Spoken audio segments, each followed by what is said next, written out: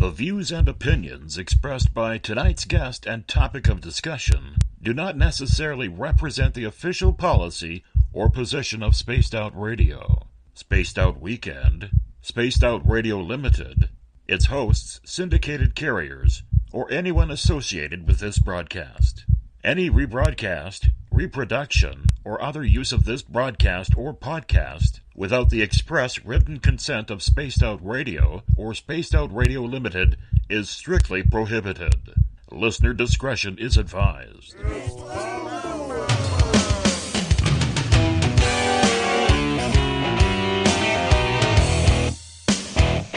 BUMBLEFOOT.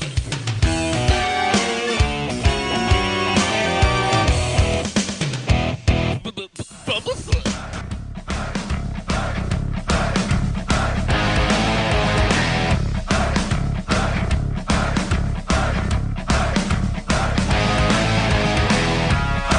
Are you experienced? Stop right there!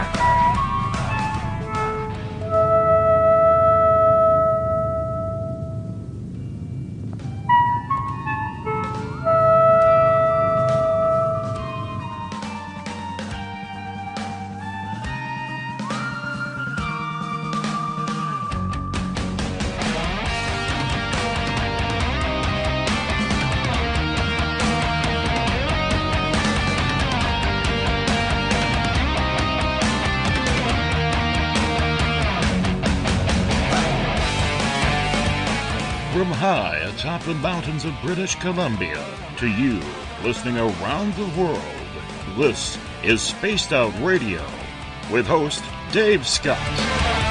They let us play with all our toys. They let us think that we're big boys. They let us make a lot of noise, but women rule the world. They let us think we're Superman. You can follow us on our website, spacedoutradio.com, on iTunes and TuneIn. Follow Dave on Twitter at Spaced Out Radio, on Facebook at Spaced Out Radio Show, or on our YouTube channel, Spaced Out Radio Show. I try to act so cool, but you know I'm just a fool for you. For you. I will stop till I reach the top just to be there with you. With you. Dave, oh Dave, are you playing with Bigfoot and aliens again? Dad, you gotta stop haunting the ghost. It's scaring them. All right, seriously, put down the pointy sticks. Oh, the deeper I fall.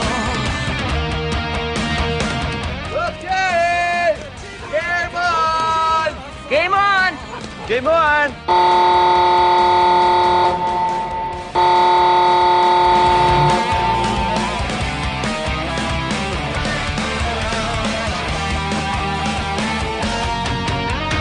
The password is... Alright. Buckle up, space travelers. It's time to go for a ride on Spaced Out Radio. Mr. Bumblefoot, Dave is ready for liftoff. I try to act so cool, but you know I'm just a fool for you. For you. Seriously, Dave? Really? Aren't you a little old for a tinfoil hat? Hello, Toby. Bye-bye. Love you. Bye-bye. Please take your seat about us. We're with you to prepare for pickup.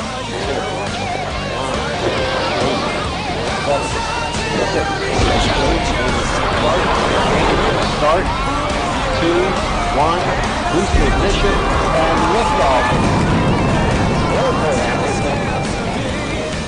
I'm such a lucky guy, 'cause after all this time, it's like the deeper I go, the deeper I fall. The deeper I go, the deeper I fall.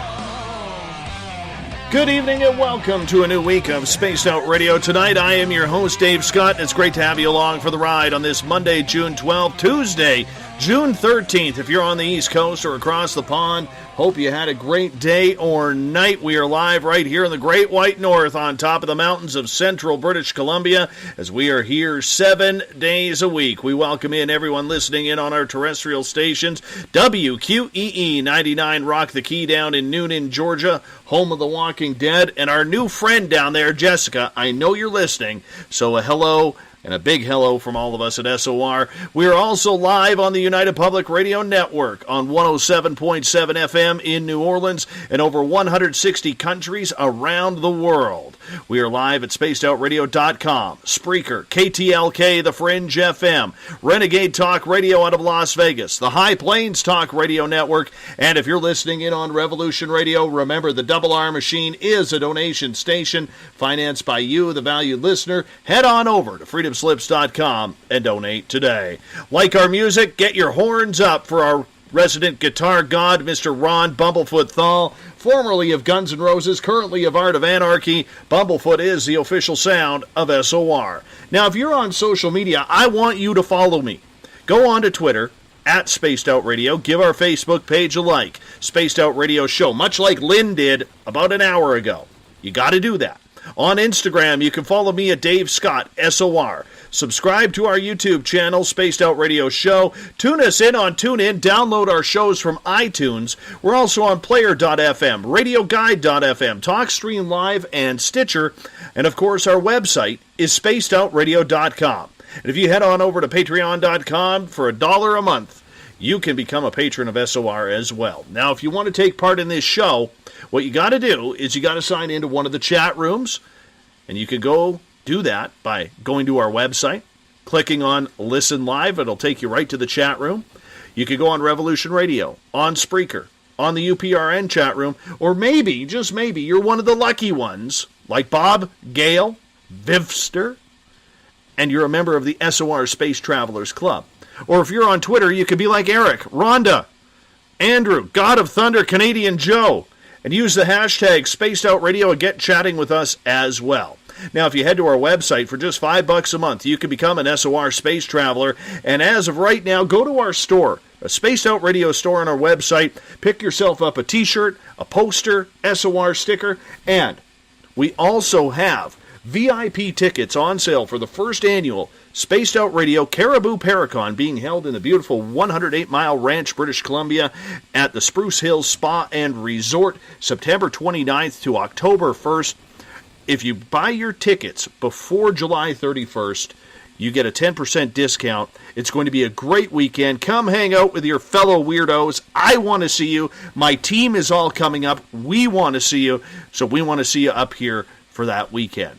We also have a news section called The Encounter Online that deals with everything paranormal, courtesy of our editors Eric Markham and Everett Themer. You can check out my latest blog there as well. And if you've had a sighting or an experience you can't explain, fill out an SOR Sightlines report. Let us look into it for you.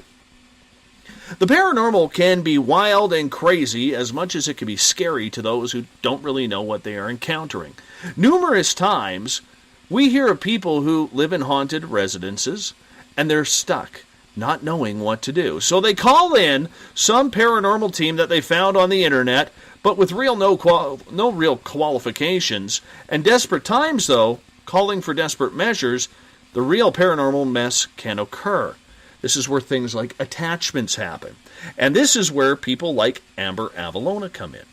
Yes, she's a psychic medium, but in reality, she's more of an emergency paranormal investigator. So what that actually means is that she goes into troubled spots to make sure that the spirits, and more importantly, the people who are affected from the phenomenon, can get that detachment.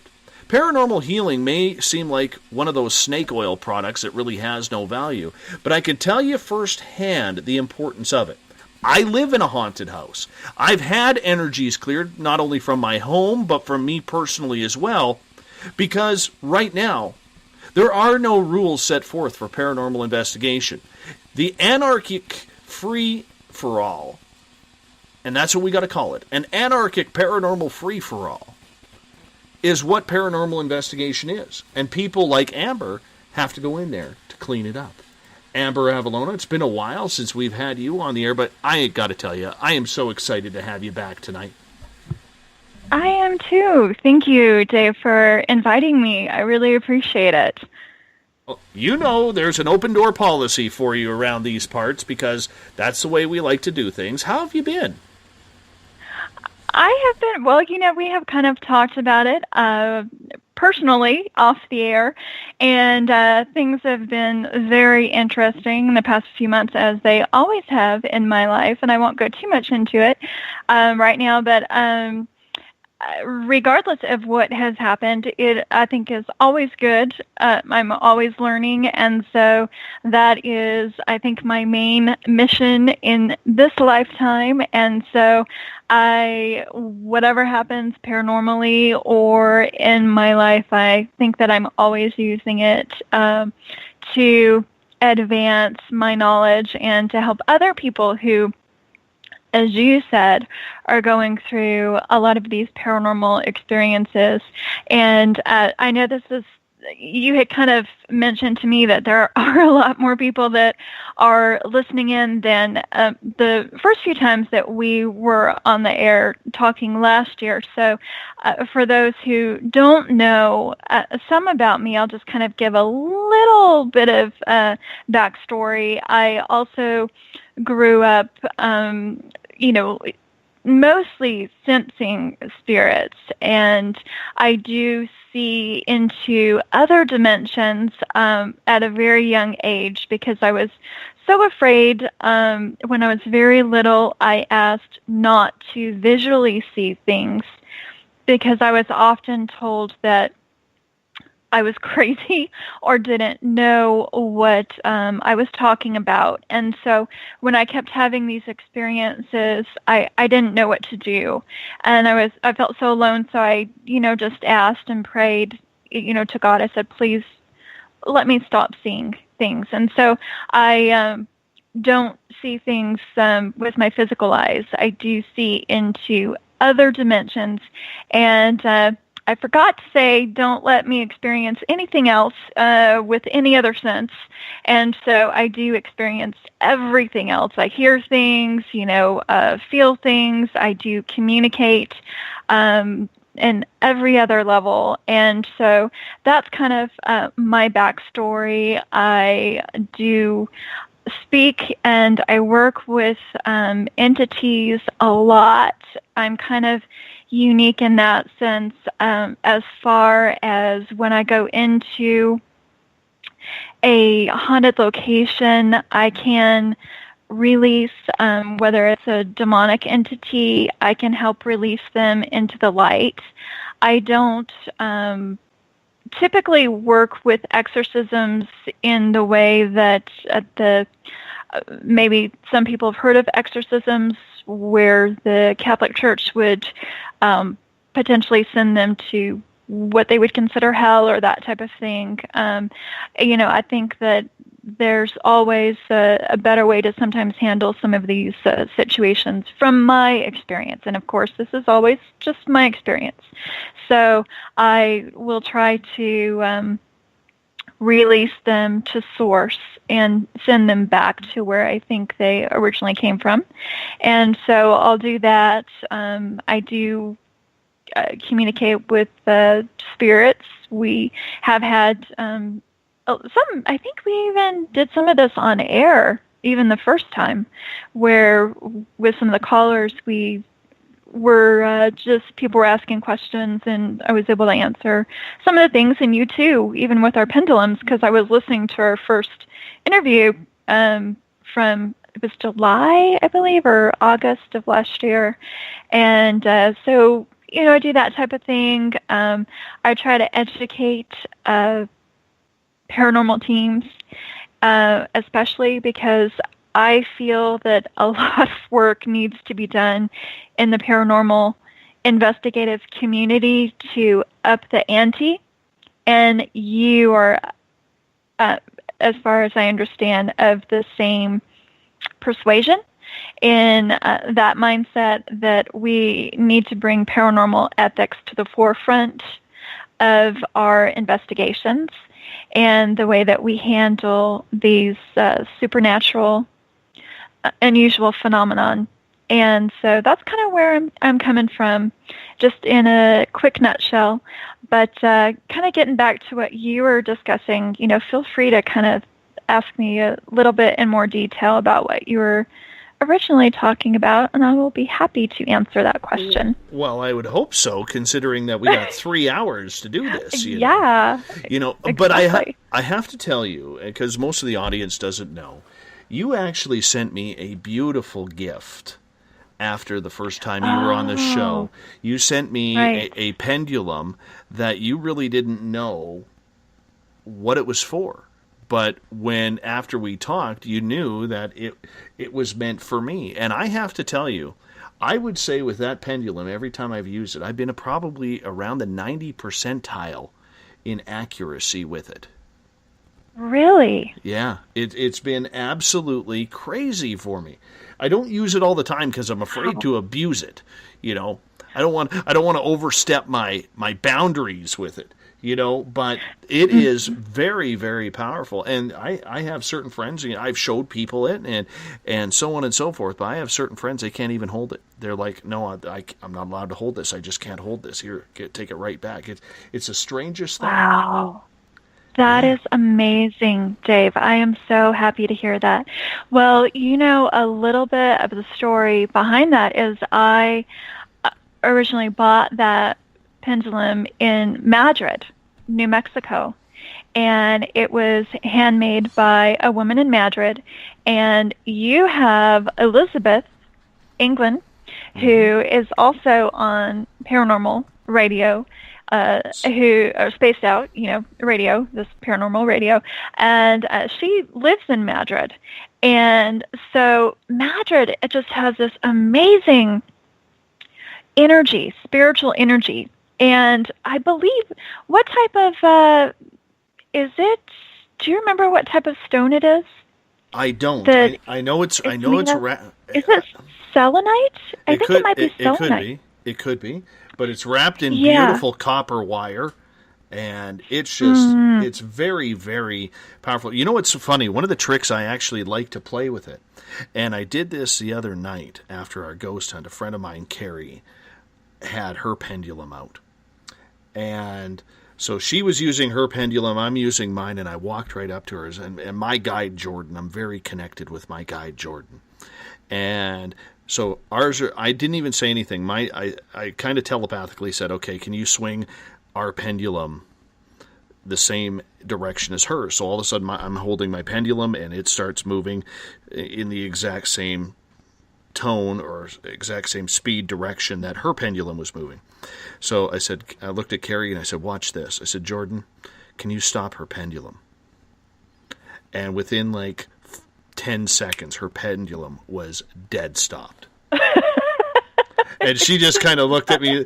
She just kind of looked at me like, "Are you kidding me right now?" And there was probably 5 or 6 people there that were watching this as well. And I'm like, yeah, that's pretty awesome. Just having her pendulum stop like that, it was pretty incredible. We did that once with my other pendulum that I have.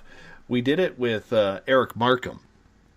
And he's down in North Carolina, and one night after the show, he was using his pendulum, and he's a scientist by trade, so he's very skeptical of absolutely everything. And he's like, I don't know, I'm getting different answers than you. I said, well, do you want to see how this works? He goes, sure. So I said, Jordan, stop Eric's pendulum. And sure enough, within seconds, his pendulum stopped, and Eric's eyes on camera grew the size of flying saucers, right? It's just the power of how they work. It really is. Yeah, exactly. And I think pendulums are just so fascinating. And for anybody who has an interest in the paranormal and who has never used a pendulum and is, just trying to find a way to really connect with the spirit world themselves, because I always think that we should be empowered. And I think that pendulums are one of those ways that, and you've found this, I'm sure, and I have, that it allows us to be empowered. And when we have these things like haunted homes, sometimes, I meet people and families that are facing these awful situations. I've been there myself, too. And it can feel so disempowering. People can be in this fear state, and but there's this other side of the equation that I always want people to know is out there, and it's this beautiful energy that if they just, reach out and connect with it, it's available to them. And of course, you always have to be careful, right? Because anytime you're connecting with the spirit world, you want to put up protections. You want to do your research, like with anything. You want to, say your prayers and all of that stuff. You have to cleanse your pendulum. With yours, because I'm a Reiki master, I did some very intense Reiki work on it before I sent it to you.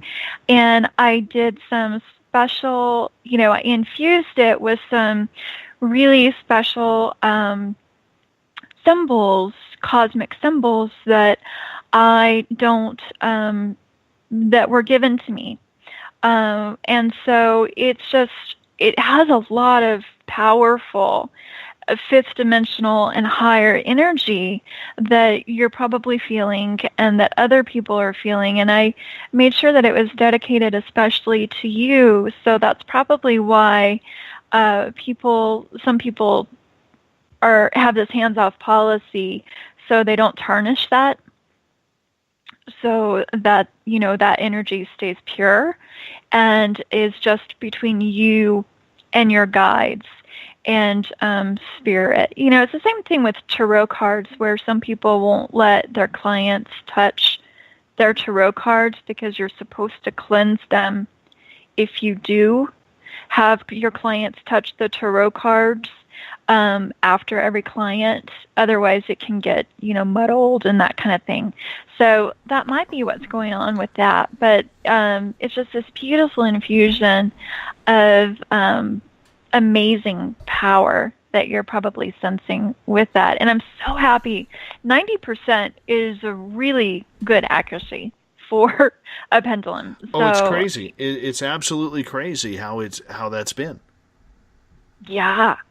Right. That is just, I'm so happy to hear that. I always kind of wondered, because I sent it to you last year and I've been going through my own stuff, and sometimes I don't like to pry because I think with that kind of, with gifts, it's something that is personal to you and that type of thing. But it's wonderful to hear those positive stories because I find with the paranormal too, it can turn into this sensational type of thing. I don't know if you run into that with paranormal radio, but all the time.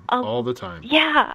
It's like a lot of listeners only want to, and people in general, and investigators only want to hear the really negative stuff.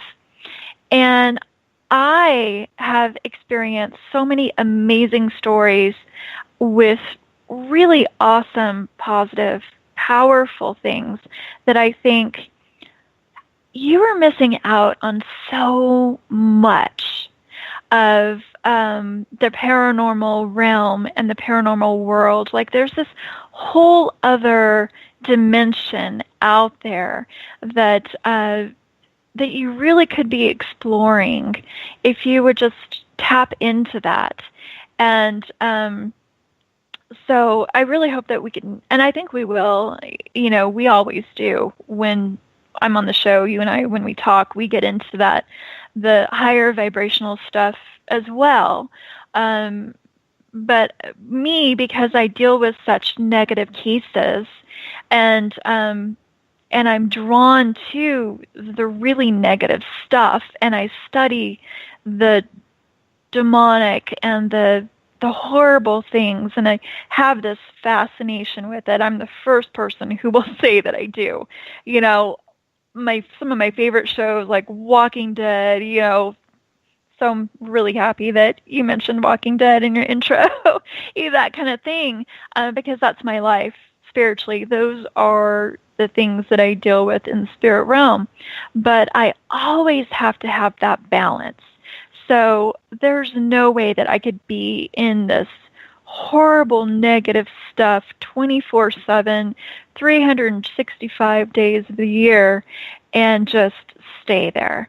So I love to and really do connect with my guides and with the archangelic realm and do meditation work. And, like I said, I'm a Reiki master and do the prayers, and that's why I focus on the paranormal healing and all of these amazing things. Do the protection work, because that's where you really find that you hit that other, I don't even know how to explain it, but it's like you don't live unless you're really tapped into your life source. And I think that your life source is this beautiful life force energy that when I see it, it's almost like this blazing sun energy. And it's so powerful that when all is said and done, that's what carries us through all of this muck and all of the other stuff that we go through. And maybe you've experienced the same type of thing, and I'm sure that you have, but what are kind of some of your thoughts on that as well? You know what? It's weird because it's only been recently, literally since I went to traveled out east to Massachusetts last month to go speak at a Paracon in Provincetown, Mass, that I have really noticed all of a sudden my own abilities seem to be on.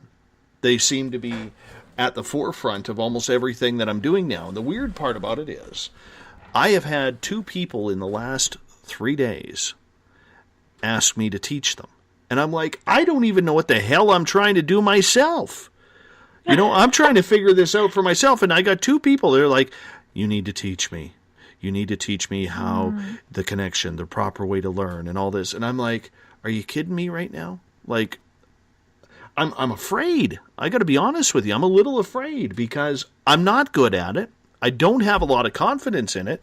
The only thing I really don't know is don't be dumb. Don't be stupid. Don't say things that you don't know. It kind of bothers me a little bit, but you know what? I guess that goes with the image. I have a couple of questions already building up in the audience here, if you don't mind. Sure. Let's go for it. Now, this one's from my buddy Mike, okay?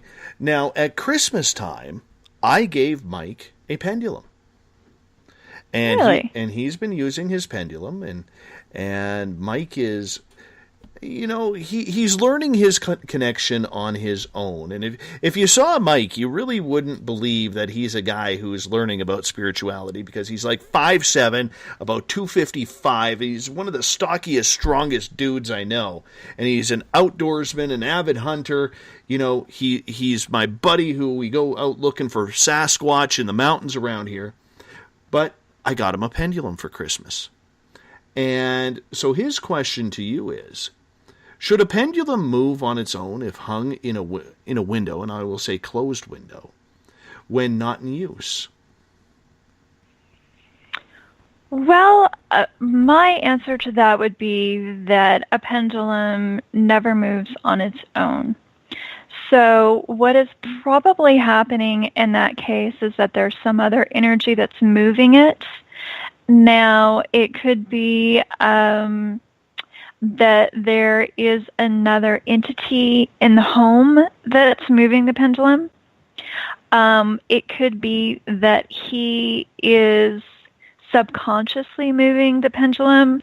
I'm actually, and let me just preface this to everybody out there, because Dave knows this before he invited me on tonight. The past few months, I've been going through a lot of health issues, and I did shut down a lot of my psychic abilities to try to heal.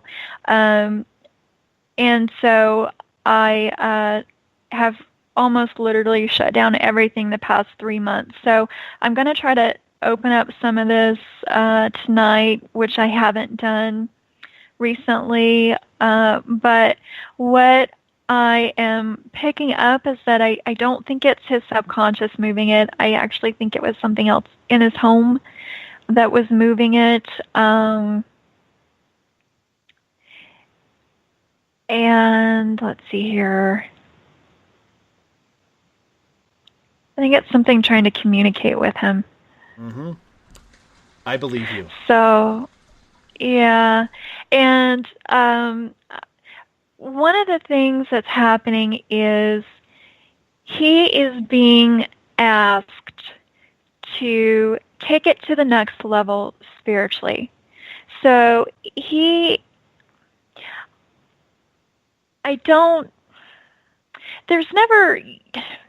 how do I put this? So let's say you look at somebody and we always look at somebody and we make snap judgments about them, right? Especially spiritually or paranormally, like if this person doesn't look like this or that or whatever. But the amazing thing about it is that there is a soul within each of us. And that soul is the part of us that is awakening with so many people around the world right now.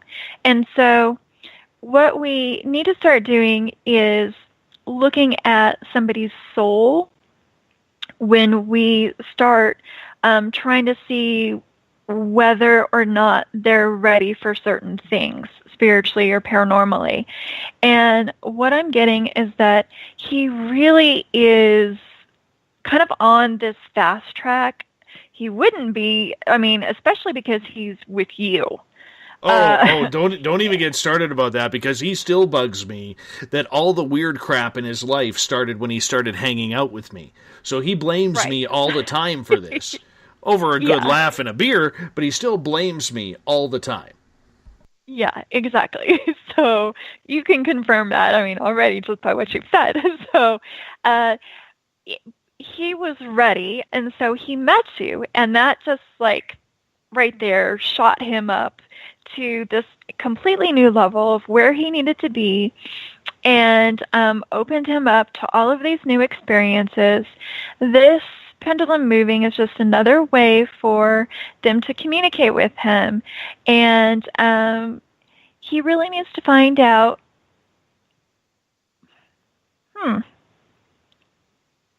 okay, so I'm being told that I can't tell him what they're trying to say to him, but that they are wanting to communicate with him, and that he needs to find it out on his own. You have no idea. I know for a lot of our listeners that will sound very vague, what you said. No, there's just a very vague psychic comment. But if you knew the situation with Mike, like I know Mike personally, okay, he's one of my best friends in town. And the one thing that I can say is how true that statement is, because he has had some very wild experiences that aren't really supposed to exist, especially when it revolves around Sasquatch. And I'm a very, very big believer that Sasquatch is telepathic. And so when you're saying that he has to find out for himself, see, he hasn't seen a Sasquatch yet. We found prints. Mike found a great print in October of last year. Great print. It was like 17 inches by 8 inches. It was beautiful. And, we were too stupid at that time to figure out actually to bring casting material. But he found it on one of his hunting treks. And, I am just, as vague as the comment as you made, knowing Mike and knowing the situation, it makes so much sense. As weird as that sounds, it makes so much sense. Yeah, well, good, because sometimes they will give me information and I don't even know what I'm saying, but it will make perfect sense to that person, and yes. It's just, you're a channel, and that's what it is. And so that's kind of the beauty of this paranormal realm, and that's kind of what I mean about the positive aspect of it. And I have gone to mediums who've done the same exact thing to me, where they have told me something, and they have no idea what they're saying. But it is so profound to me because I know exactly what it means. That is the best thing that they ever could have communicated in that moment. And so I'm also being told that there are some people listening, more than one, actually quite a few, and you are very skeptical about mediums. You actually are more interested, as we're talking, in the negative. You are not that interested in the more positive aspect of the paranormal. You're really drawn to a lot of the dark movies, a lot of the horror. You are what would be considered almost like a link to the lower dimensions. You know how you're around certain people and they can just drain you? That's what you are. You are your energy is very negative. And I'm not saying that to be judgmental or anything like that. It's just that in your past lives, you have been very involved in dark arts, dark things, and that has carried over into this life, which is why you are so drawn to it, because like attracts like. It's all that you've really known. It's like a habit because you have been so involved in it for thousands of years. It's understandable. And so what you're being asked to do is to start changing that, to start to develop new habits, because it's almost like you think that this, that you're cursed, like this is all that my life is ever going to be. It's never going to change. My life is always going to be this bad. And that is not true. You're going to have to work at it, though, because any new habit takes some time. It takes some effort. Just like you working so many of those lifetimes to get to where you are now. Okay, now you're going to have to work in this lifetime and in many of your future lifetimes to start to develop the better habits and to work towards the more positive part of spirituality, and you are going to get there. It's going to take more than this lifetime, though, so don't get discouraged. You got to think of it as more than the next 10 years of your life, more than the next 20 years of your life, or, in those minute terms as far as time is concerned.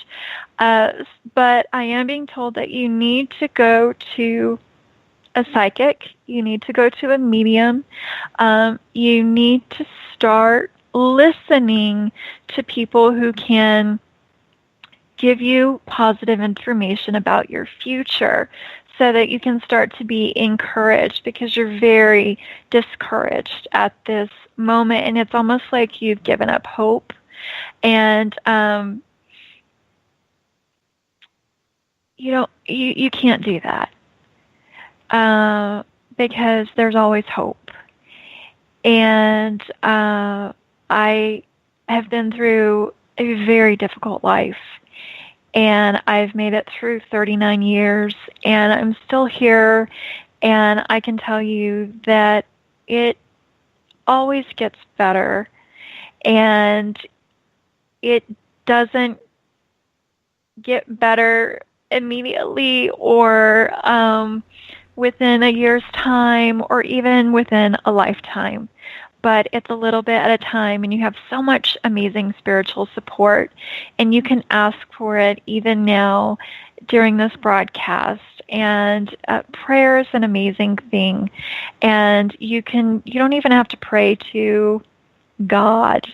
You can pray to V-gods. You can pray to your guardian angels. You can pray to the Arcturians. You can pray to goddesses. You can pray to, so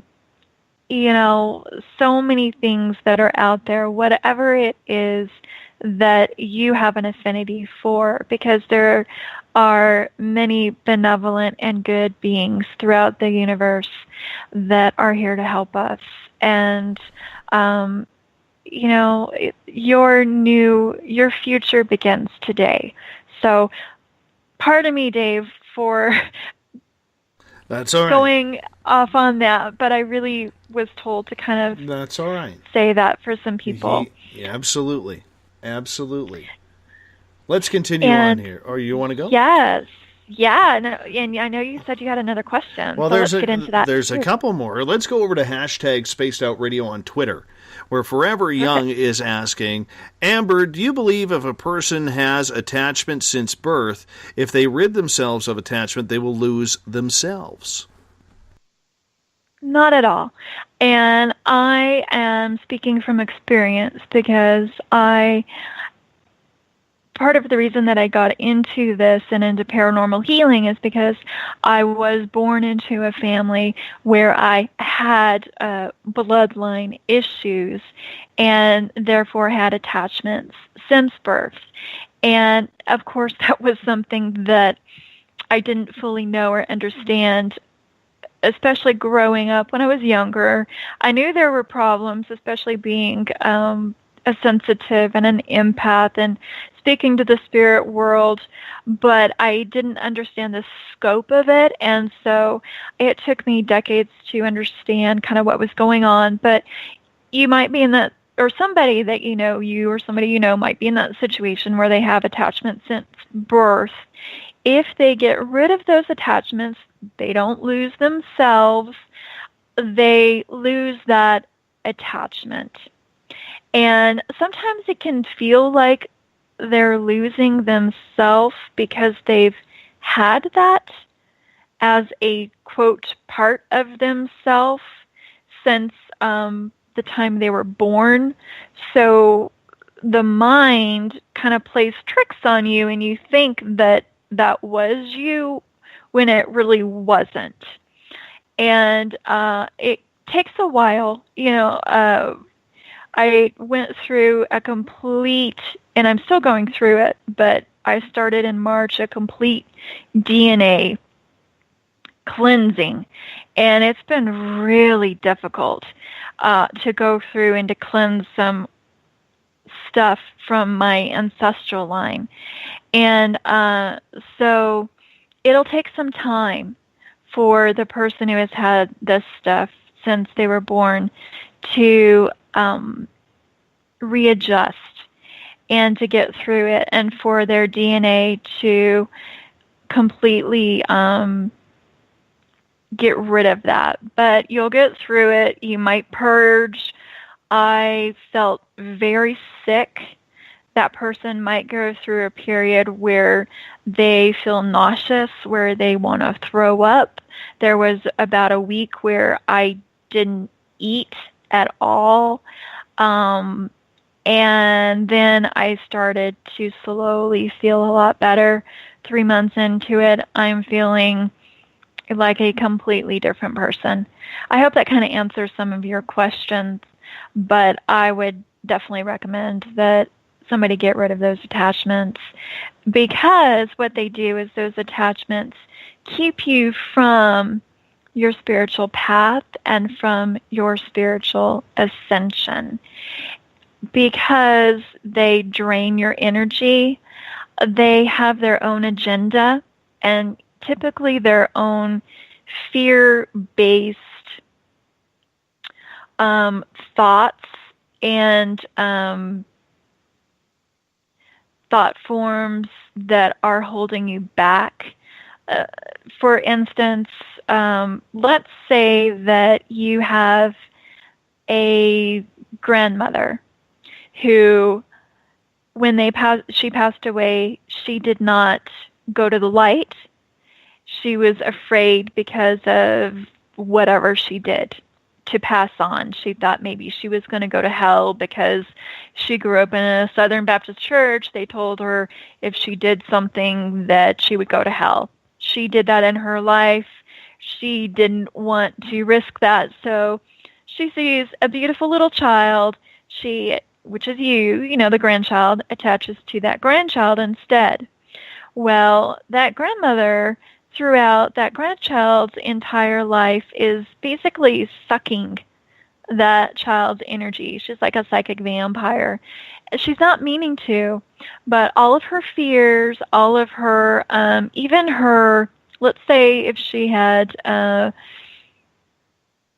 certain affinities, let's say she was an alcoholic or something, that grandchild could unfortunately struggle with alcoholism as a result of that attachment that grandchild is growing up with. I have dealt with cases of that, and it can be very difficult for those people who are still living. And there are people who are living who can have hundreds or thousands of attachments. And it doesn't always have to be from deceased individuals who haven't passed on. They can be from elementals. They can be demonic attachments.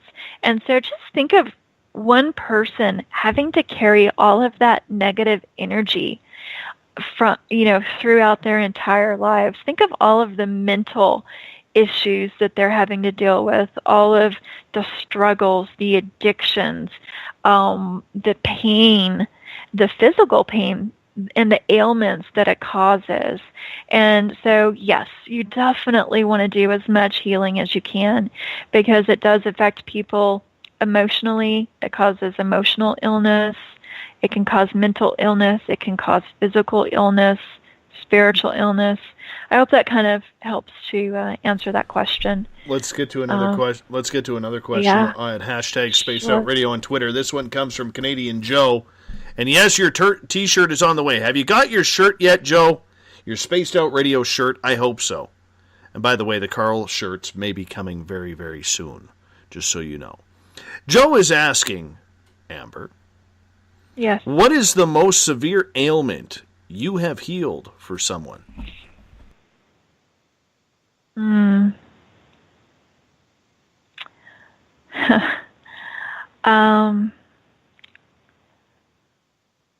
I don't know if I want to talk about that.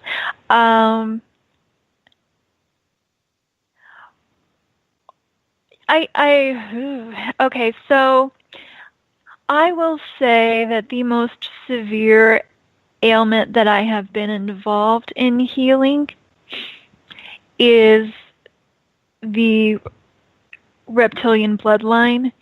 And I know, Dave, that that's something that I think you've mentioned before that you don't believe in, but I know that I have worked with the reptilian a lot, the reptilian energies and also the reptilian bloodline, and that I have found to be even more destructive than demonic entities and energies, and that's probably a whole nother show.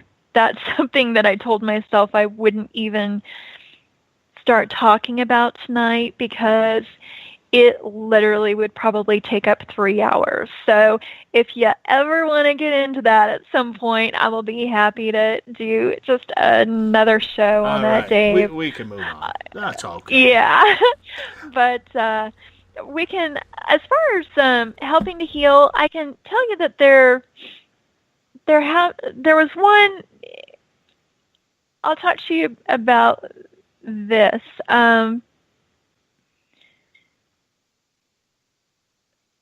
There have been quite a few. Okay, so there was one that I was working on. There was a case here in New Mexico, and I was working with a paranormal investigative team, and we were just planning to go investigate the St. James Hotel in Cimarron, New Mexico. St. James Hotel is famously haunted hotel, and a lot of people have probably heard of it. It's been on a lot of paranormal shows. It's a hotel that since I was a teenager have always wanted to go to. It just fascinated me for some reason. I don't know why, but I just have this amazing pull to it, and I still have never been. But I was planning at that time. It was, I think, February of last year, so that would be February of 2016. And we were supposed to be going within that next month. And so I think this was either the end of January or I think this was by that time, early February. And so we were talking on the phone, and I was speaking with the head of the paranormal team and also with the medium of that team. We were just discussing room assignments, just basic stuff for that trip. And as we were speaking, I was, this gentleman showed up in my bedroom, and he started getting in spirit. He was a ghost. He was a spirit from the St. James Hotel, and he is the most famous spirit. Of course, I can't remember his name, but he is the one that they always talk about as haunting that hotel. And somebody can hopefully look that up for me if you want to do that while we're talking. I would love that. I would really appreciate it. But they're the one that they say he was killed at the hotel. He was shot, and they would padlock that room because they say it's very haunted. So anyways, he shows up in my room. He starts speaking in my other ear as I'm on the phone, and he's getting louder and louder and louder. And it gets to the point where he's almost screaming at me, and he's telling me that he wants me to be in my room alone at one point, and he wanted me to bring my shamanic drum up there and do a healing session with the spirits that were still there at the hotel. And so I, at some point started telling the women, I'm like, okay, so he's here. This is what he's telling me. And we get off the phone. I walk out of my room. I walk into the kitchen, and I immediately get really, really sick.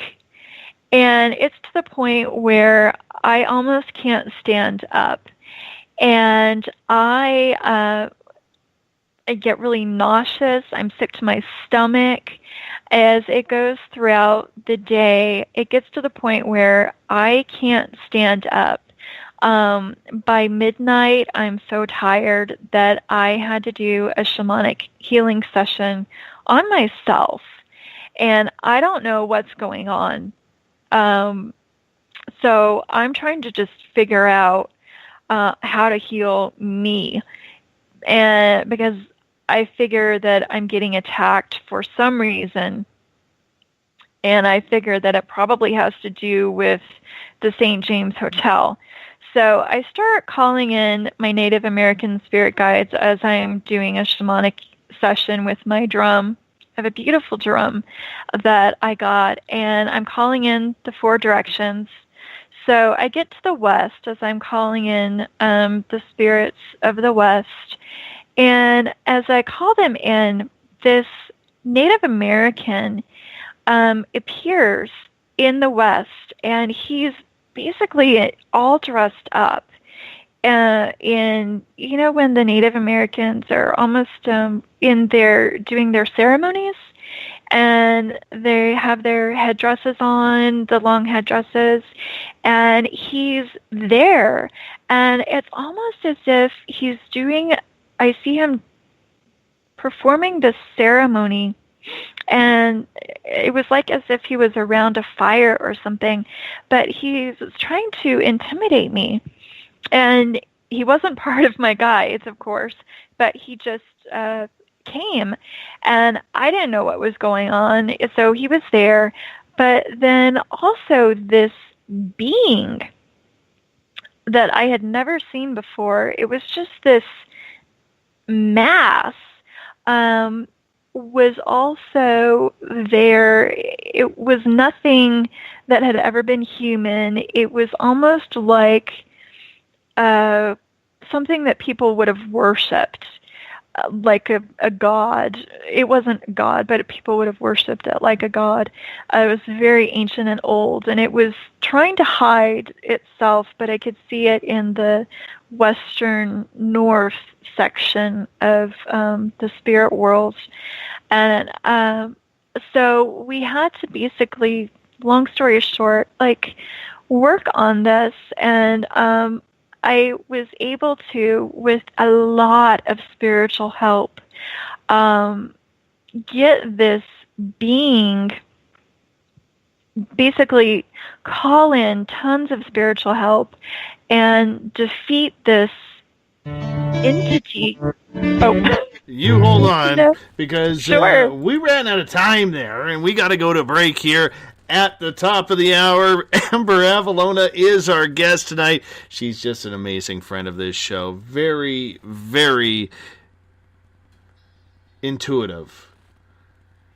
And she also likes to expand her answers, so that way you listeners get the full spectrum of what she's trying to get at. More of Amber for the next 2 hours on the Mighty SOR. We're going to step out for our first break of the night, and we'll be right back after this. Coming September 29th to October 1st, the first annual Spaced Out Radio Caribou Paracon. Hi, this is Dave Scott. The event will be held at the Spruce Hills Spa and Resort in 108 Mile Ranch, British Columbia. Come join us for an amazing weekend of speakers talking all things paranormal, UFOs, ghosts, aliens, Sasquatch, intuitiveness.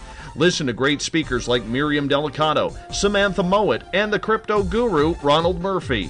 Get your VIP passes by going to spacedoutradio.com and clicking on the Paracon banner. Come to BC, where the paranormal is waiting for you.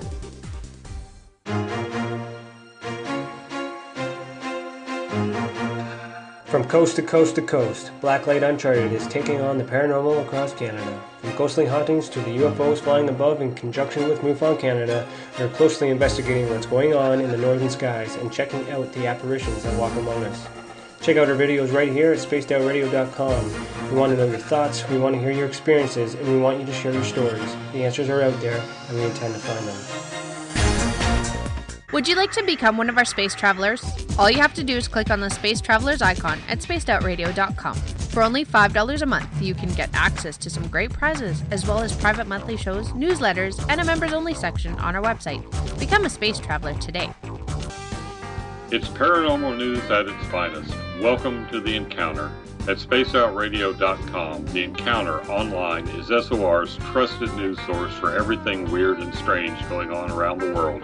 This is news editor Eric Markham. Our team of journalists are scouring the planet for those strange stories that rarely make the mainstream. No fear-mongering or fake news here. Head over to spacedoutradio.com and encounter The Encounter.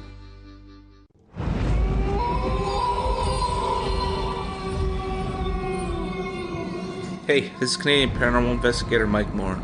The third Wednesday of every month, I'll be teaming up with Dave Scott to bring you Ghosts of the Great White North. Each month, we will bring on guests from across Canada to discuss their ghostly encounters. Canada is a paranormal hotbed with stories you've never heard, so we're going to bring them to you. So get comfy on your Chesterfield, grab a donut, and join us, eh?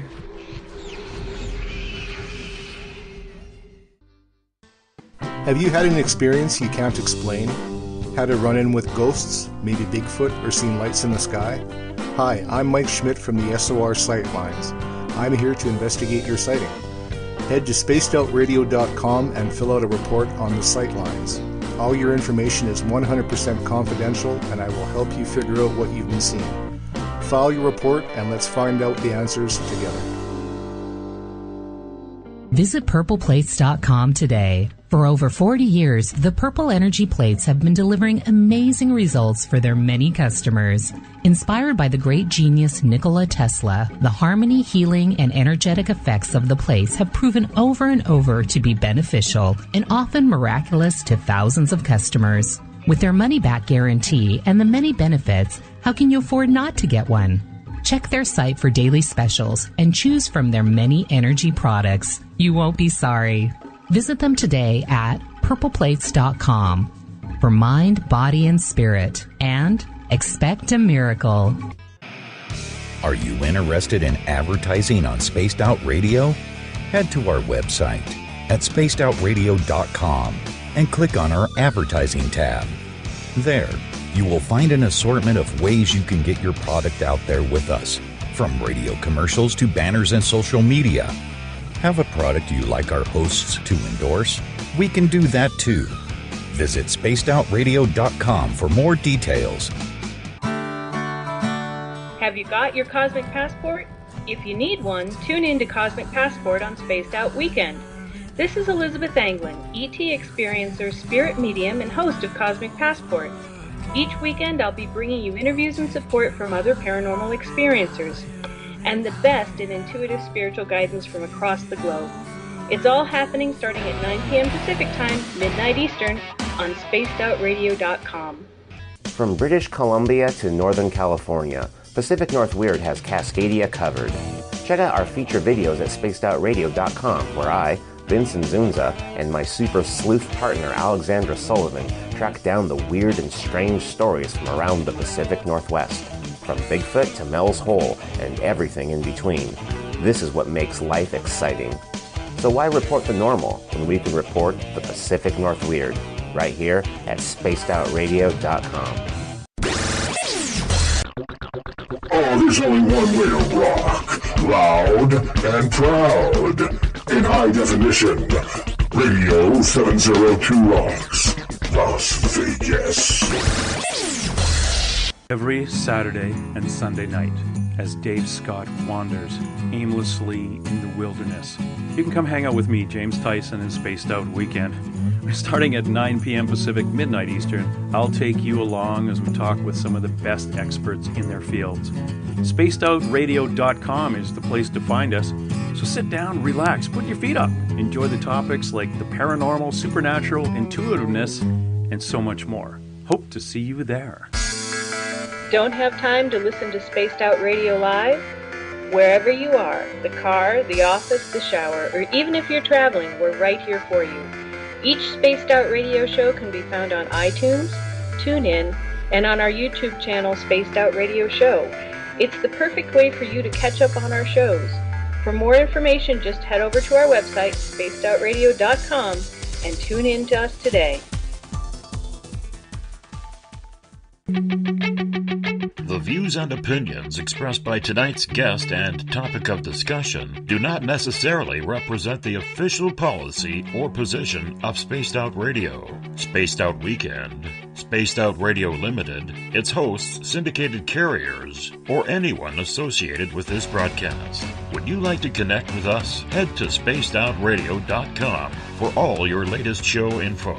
And hit us up on Twitter using the hashtag Spaced Out Radio.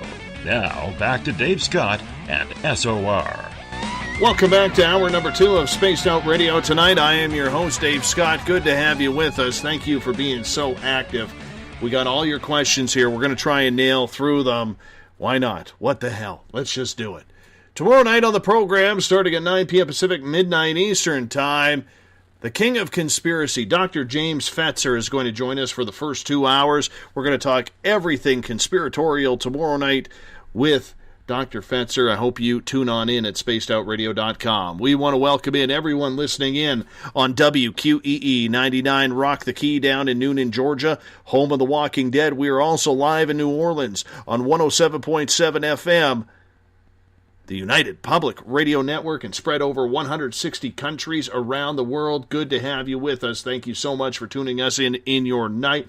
We're also live on KTLK, The Fringe FM, Renegade Talk Radio out of Las Vegas. And if you're listening in on Revolution Radio, remember the Double R Machine is a donation station financed by you, the valued listener. Head on over to freedomslips.com and donate today. Bill Cardwell has set the password for tonight in the SOR Space Travelers Club. Rhinotelexomania. Rhinotelexomania is your password. Make sure you use it wisely, Space Travelers, as Bill sets a password each and every night right here on the mighty SOR. Now, if you head on over to our website, spacedoutradio.com, you can find a plethora of features for you. You can check out Mr. Ron Bumblefoot THAL. Join up on the SOR Space Travelers Club for $5 a month, and you can go shopping at our resident store. We have t-shirts, stickers, posters, and you can pick up your tickets for the 2017 first annual Caribou Paracon being put on by Spaced Out Radio. I will be there. Well, I better be because I'm organizing the damn thing. We have speakers coming from across North America, VIP tickets on sale now, and they are 10% off until July 31st, so scoop them up while you can. We've got a few sold already. We got to sell a bunch more, and we definitely want you to come on up to 108 Mile Ranch, British Columbia, and join us for an amazing paranormal weekend getaway. Tonight we are talking with Amber Avalona. She's a good friend of this show. She is a paranormal healer, paranormal researcher, investigator. Amber, welcome back. Thank you for having me. I appreciate it. No problem. Let's get back to our audience questions because they are loaded up tonight. Loaded up. All right. All right. This one comes from Milo. Milo is asking, how can you tell the difference if you have negative, or how can you tell if you have negative attachments? Well, typically, if you have a negative attachment, you'll have a lot of things that will just go wrong in your life. You'll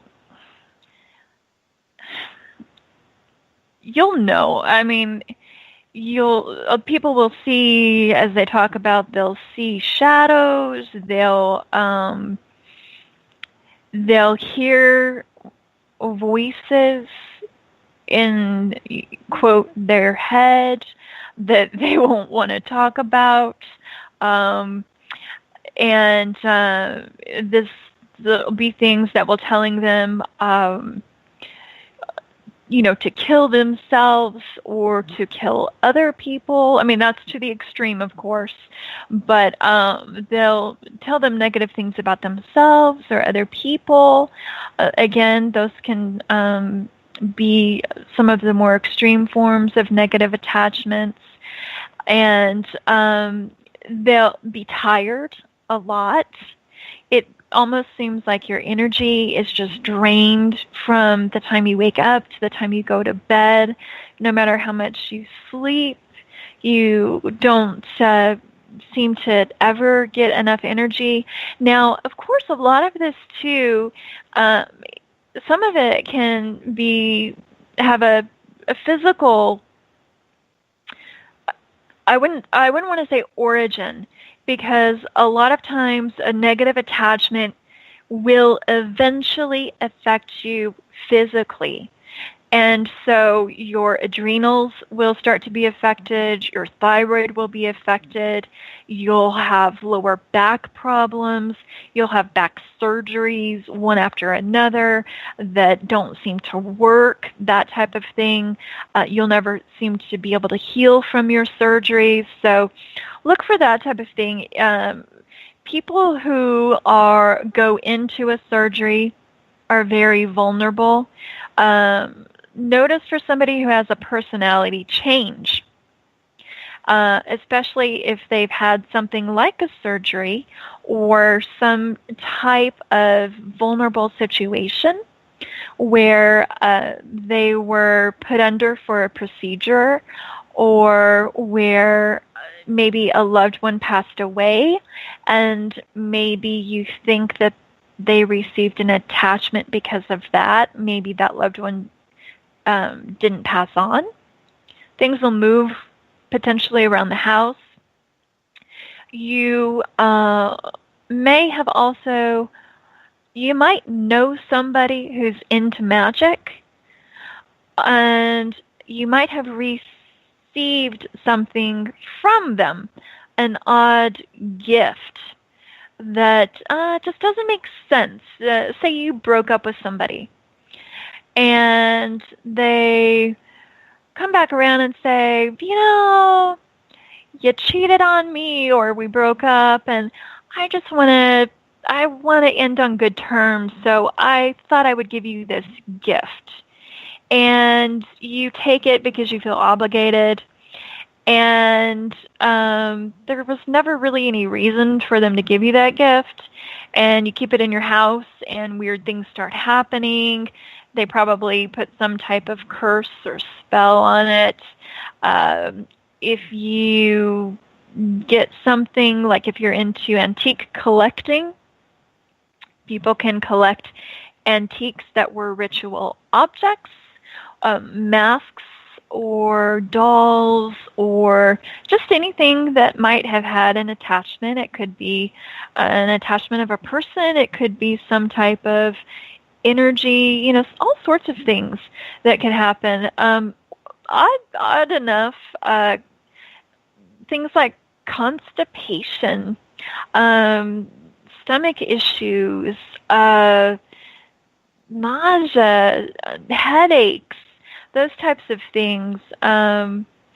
Even if they do find a physical cause, it can also have a paranormal cause. And so you will need to address both of those in order to be completely free of the situation. I'm not saying that's always the case, but it sometimes will be the case. So you always want to, if something weird is going on, you want to just look into that and see. There's so many things that I could say could be the reason. Oh, lawsuits. I just thought of that. If you're involved in a lawsuit, or if you're an attorney, or if you're a judge, be really careful.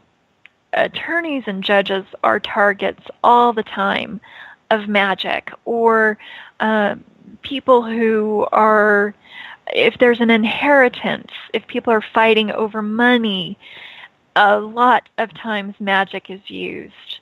That type of thing. If people are fighting over custody battles, divorces, magic is used a lot. I know from experience.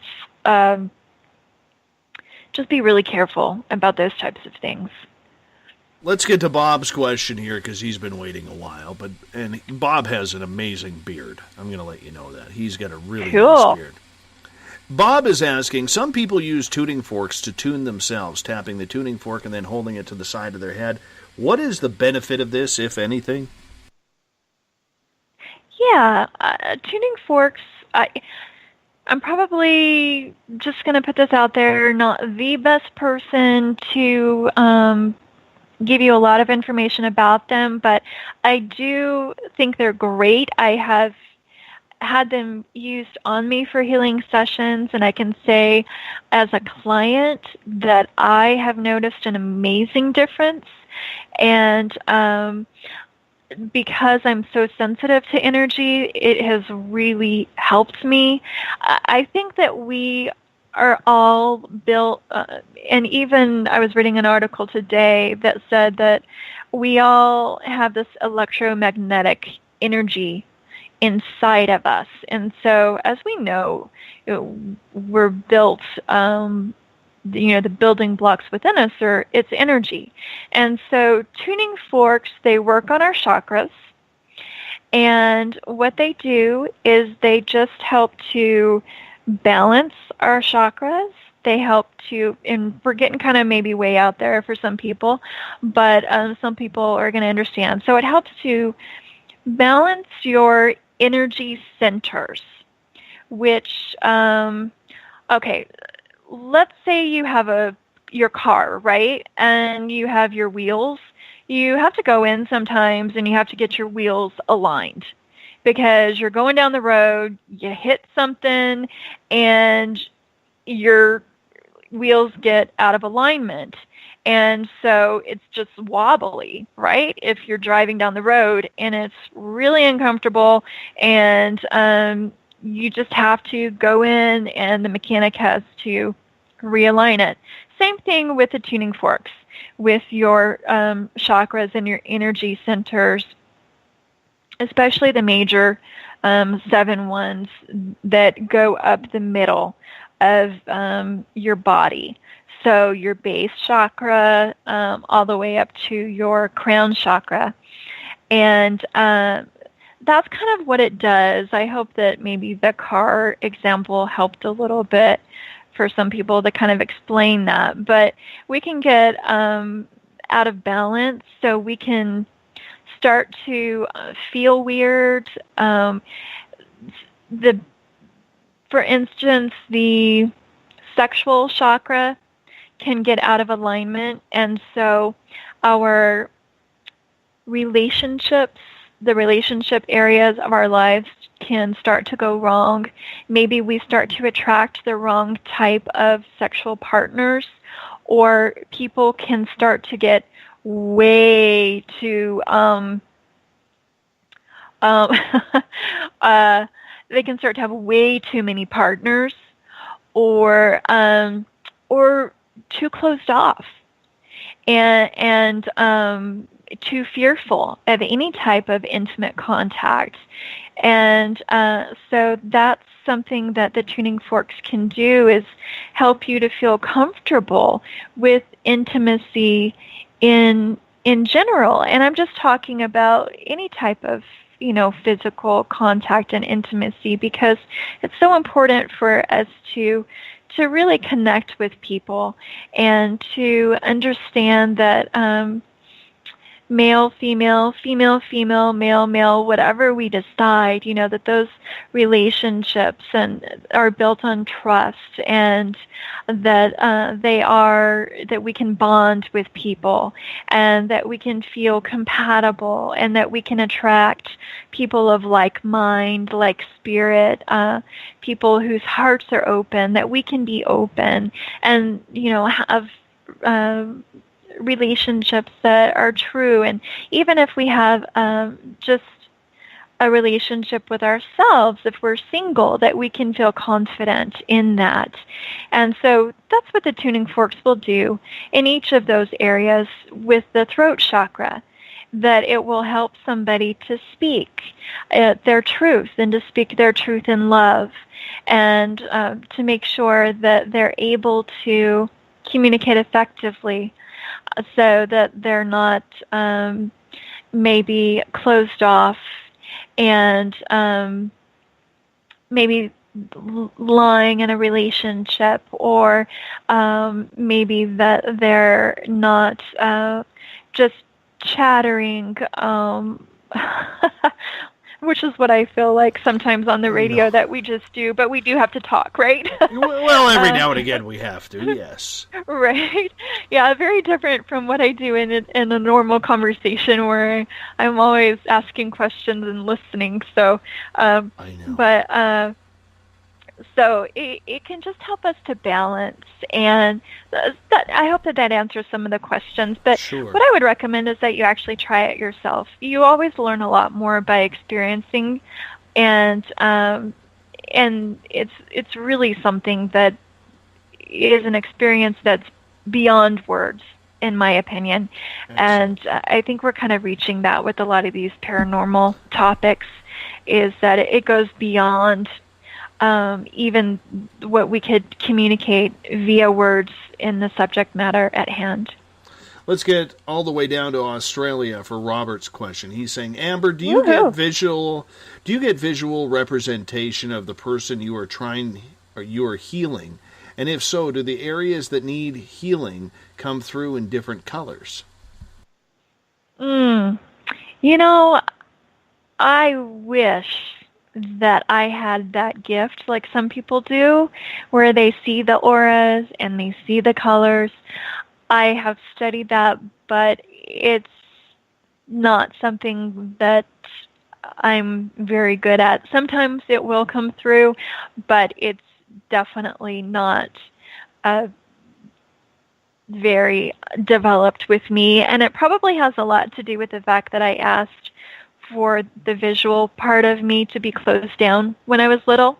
And so that's the most undeveloped aspect of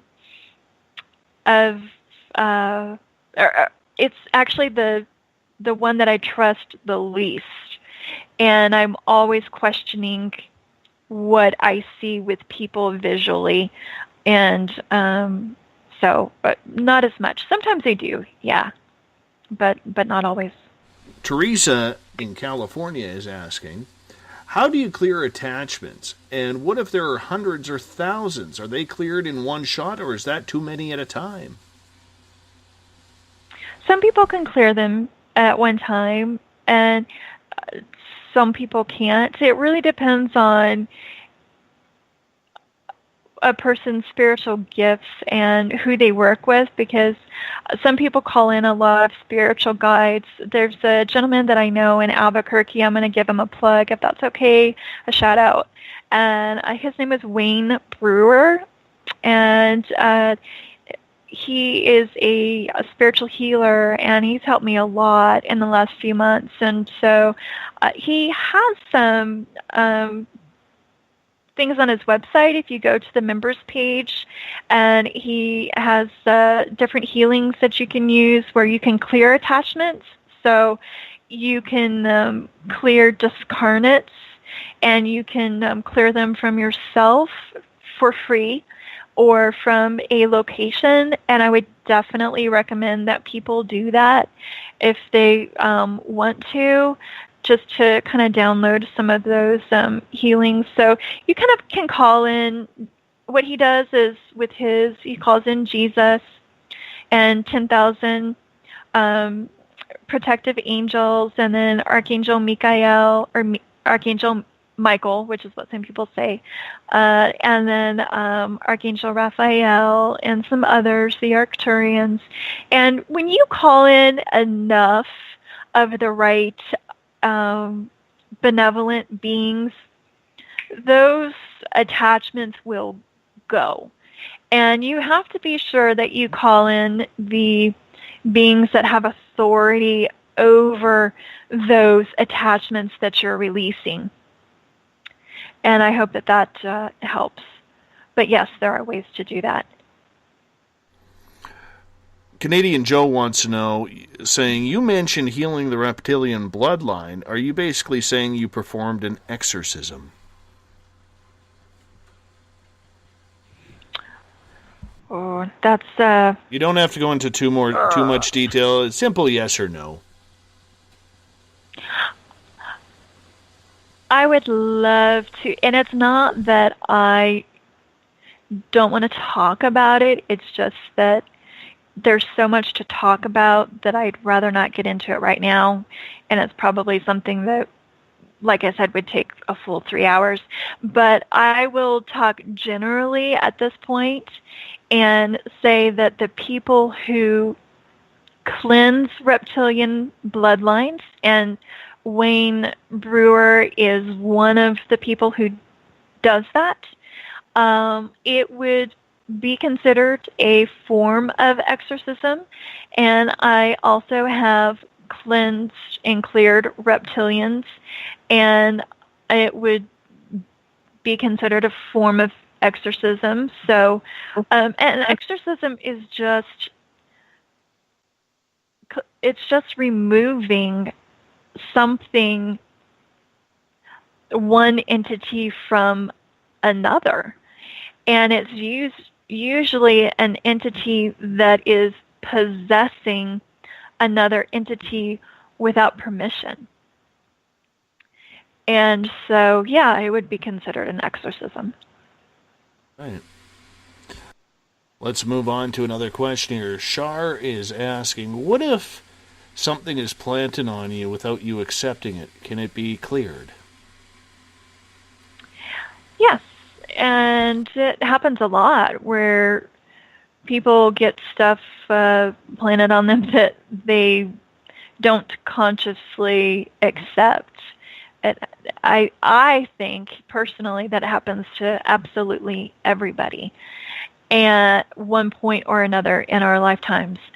And so it can be cleared. It is just a matter of figuring out what it is.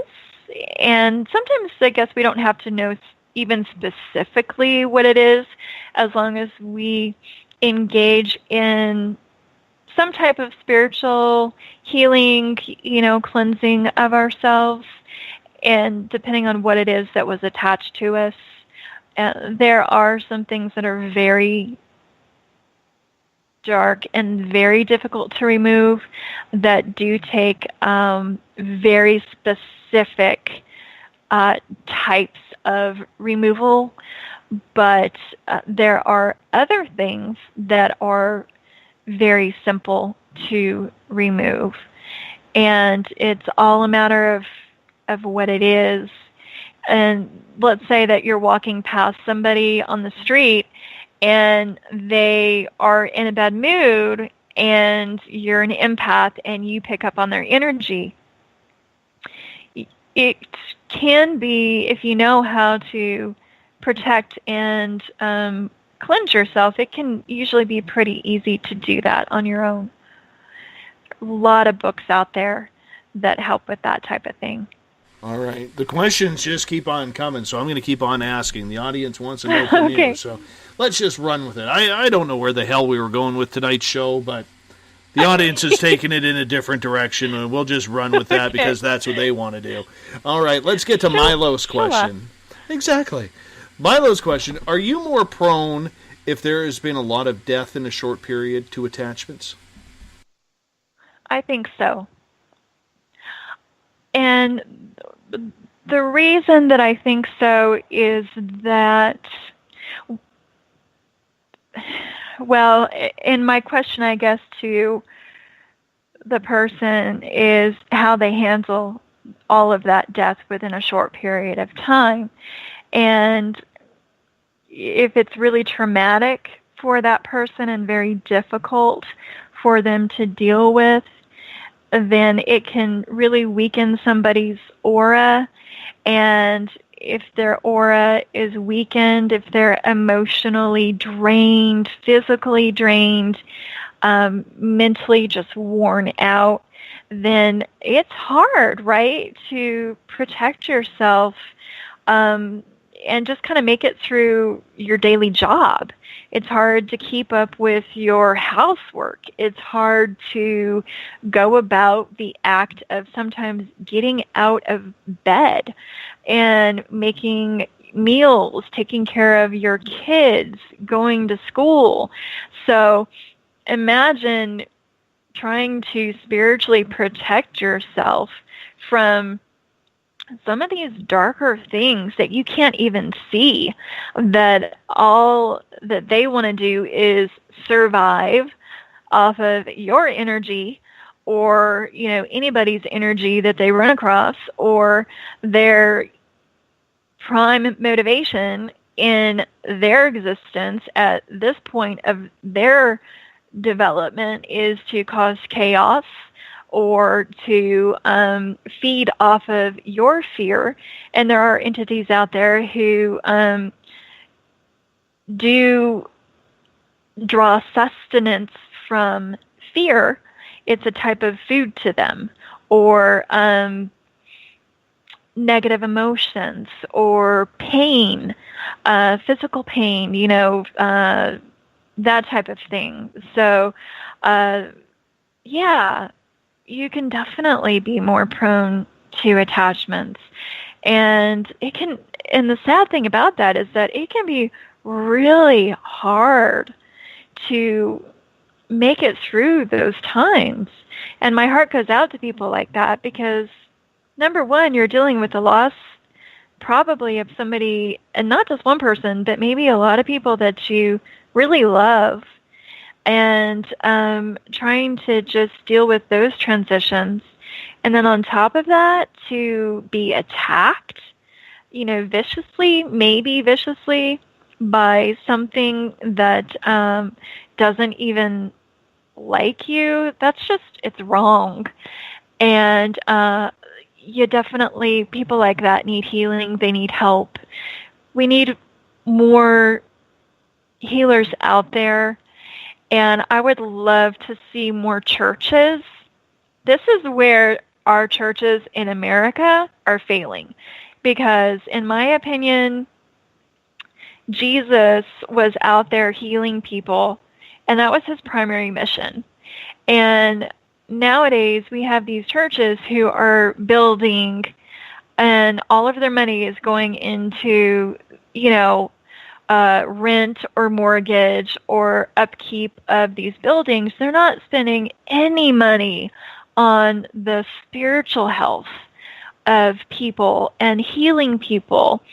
And so much of that money could be going into training people to help all of these people in America who are going through these paranormal experiences and, going into hospitals and performing healings on people that are in these states that they're really vulnerable.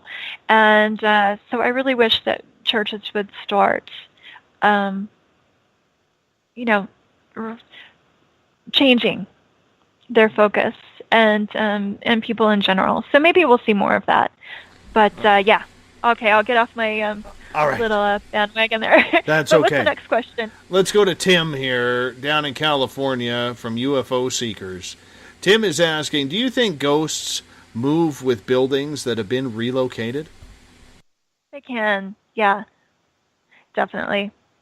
And the reason for that, it can be a few different reasons, but some of them are attached to the premises, and it doesn't matter that the building is relocated. They're attached to the actual structure itself, so they'll move with it. They can have an emotional attachment to it for one reason or another. It's their home for some of them, and some of them can't move on. They're stuck for one reason or another, and some of them don't really have anywhere else to go. They almost feel like they would be homeless if, it would be kind of scary, right? If you just left someplace that you'd always been.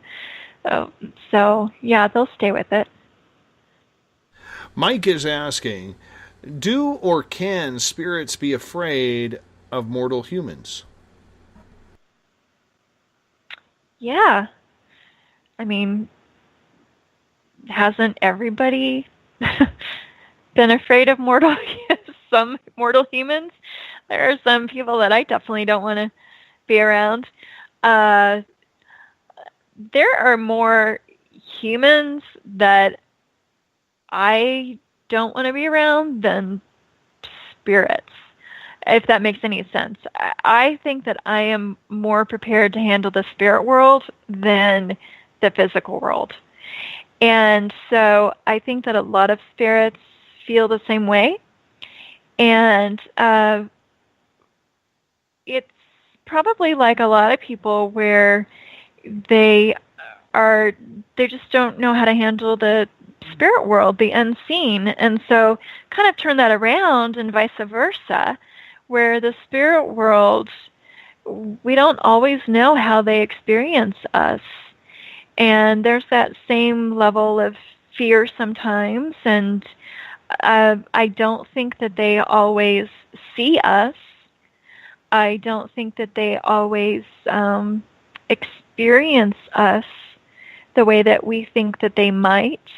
And so it can be a little scary for them. Right. Let's go to Twitter at #SpacedOutRadio. Marcus has a question. Is there any way to measure the imbalance of one's chakras? Yeah, some people do use the pendulum. So what you can do is, as long as your pendulum is, cleansed and cleared, you can, and you know which, well, there are a few ways to do it, but one of the ways that you can do it, just a quick way, is if you know which way your pendulum swings to say yes, and you know which way it swings to say no, you hold your pendulum over your chakra and just ask if your chakra is balanced. And your pendulum will say either yes or no. And that's the easiest way to ask if it's balanced or not. All right. Let's get to Ron's question here. Ron is saying, I feel like I have good and evil fighting for me. Is this an attachment? If so, how do I cleanse it? Well, that's probably you're probably right. I mean, if you feel like you have good and evil fighting for you or maybe within you, you probably should trust that. And that's something that I felt since I was young. And I finally got that confirmed from other people that I was right, through the ancestral stuff, that, there were things that were going on inside of me that I was sensing and feeling. So you're probably sensing and feeling some of the same stuff. Now, how you get it cleansed is a much more intricate and complicated question. You go to different healers and people, and you're not going to be able to do it on your own. I never recommend that somebody tries to handle cleansing or healing themselves by themselves. You go to a healer that you trust, and it can take years sometimes. But like I say, your journey and your healing process is your responsibility first and foremost. And it can take time, it can take money, but it's worth it because you're worth it and your soul's worth it. So, like I said, I recommended somebody, there's a book that you might want to read. It's called Are You Possessed? Now is the Time for Divine Intervention. And you can probably find that on Amazon, I would assume on the internet, but just Google it, Are You Possessed? Now is the Time for Divine Intervention. And it's a pretty short book, but it's a great book that I think people that have questions about that, since we have a lot of questions tonight about that, can read. Another book that's great is, I think it's called How Arcturians Are Healing Planet Earth. And that goes into some of the reptilian stuff that I am not talking about tonight. So the bloodlines, that type of thing. So if you have anybody who has interest about the reptilians and the bloodline, you're welcome to read the book on how Arcturians are healing planet Earth. And that can definitely answer some of your questions on those.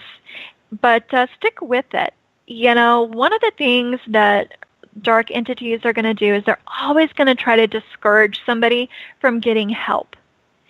And so it takes a lot of courage to reach out and to tell somebody, I think this is going on with me, or these are the experiences that I'm having, and this is what I feel I need to do. And if you reach out to one healer and it doesn't go the way that you hoped, don't give up. Take it as a learning experience and go from there. I have been to so many different healers in my life. Most of them have been amazing experiences, and I have, learned from each and every one of them. But like I said, takes time and money, and it's always an investment, and it's your responsibility first and foremost. All right, so next question? Next question, let's get to Bob's. Bob is asking, how can you protect yourself from used or borrowed items from curses? Used or borrowed. How can you protect yourself from used or borrowed items from... So if you get a used or borrowed item that has a curse, how can you protect yourself from that? Yes. Well, sometimes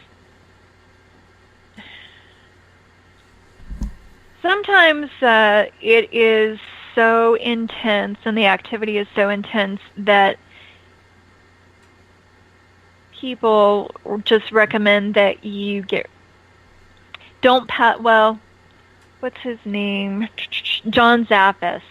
Yeah, I like John Zaffis a lot. He says, don't ever pass along an item that you feel is cursed. Like, don't just give it to somebody else because you want to get rid of the curse, because that's horrible. But you can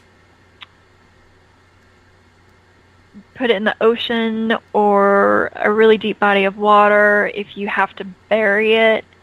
After you have cleansed it with sea salt, you can do that.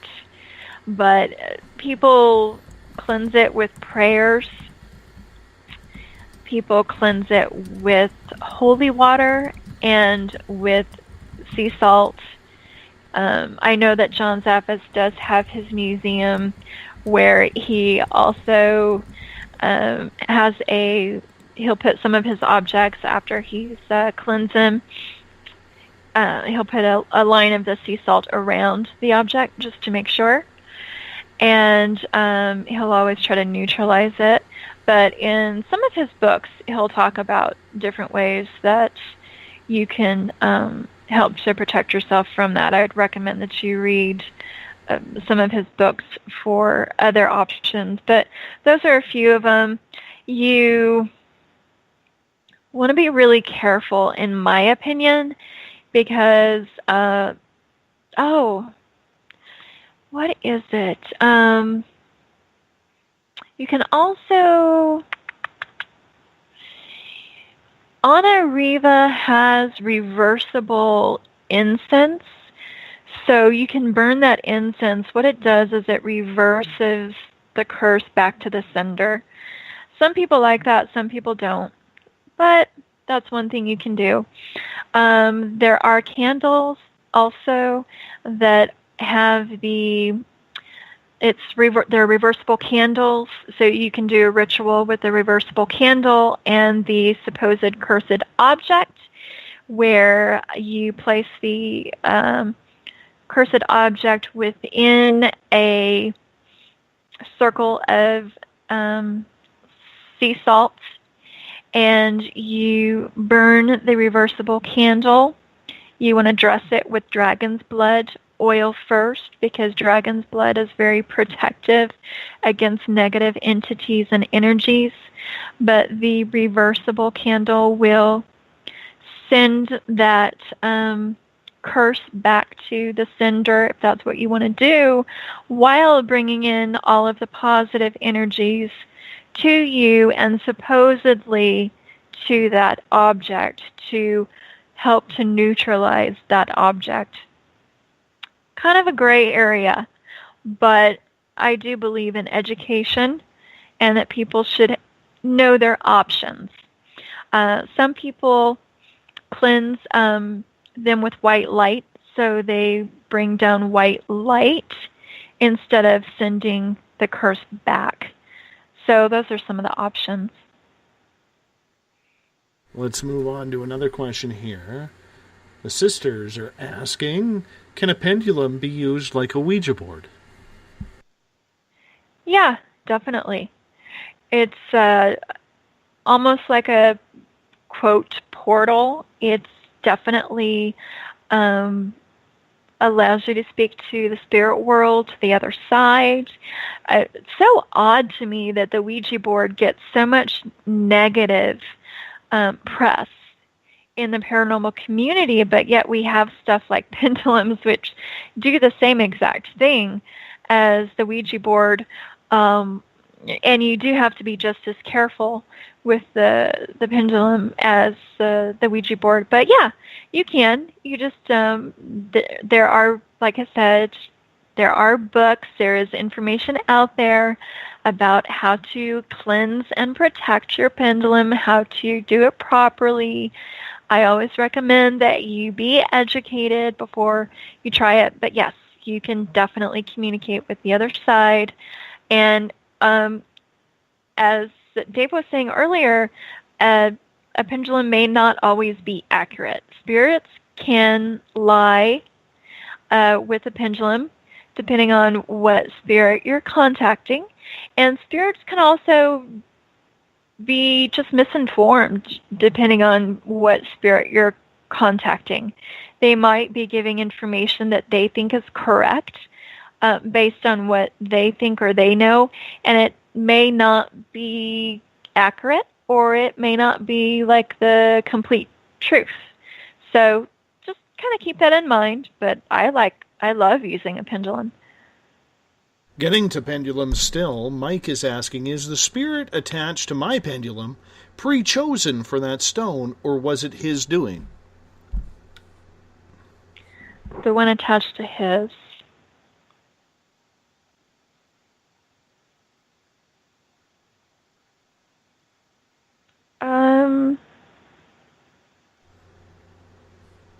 I think it's someone who just came through, to be honest. Getting that.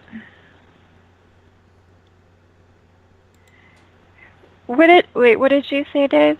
I thought it was I think it's somebody who is watching over him rather than somebody coming in with a pendulum. Okay. Well, once again, I'm going to be so careful tonight because I don't want to I want to try to give as accurate information as I can, and I can't look into things as well as I sometimes can. All that I saw was I just saw something, like I saw the spirit coming to the pendulum. So I just saw it coming toward it, and I don't know what that means. I think it makes sense. I think it makes sense. Yeah, I don't know that I really want to look into it anymore, but Mikey, I'm getting that it's Mikey, good. Mikey, I'll look into that for you next time we hang out. Yeah, I'm only getting good stuff about it, so the energy is good with it. Mm-hmm. Perfect. Gail is asking, when an attachment has been cleansed from a person, where does it go?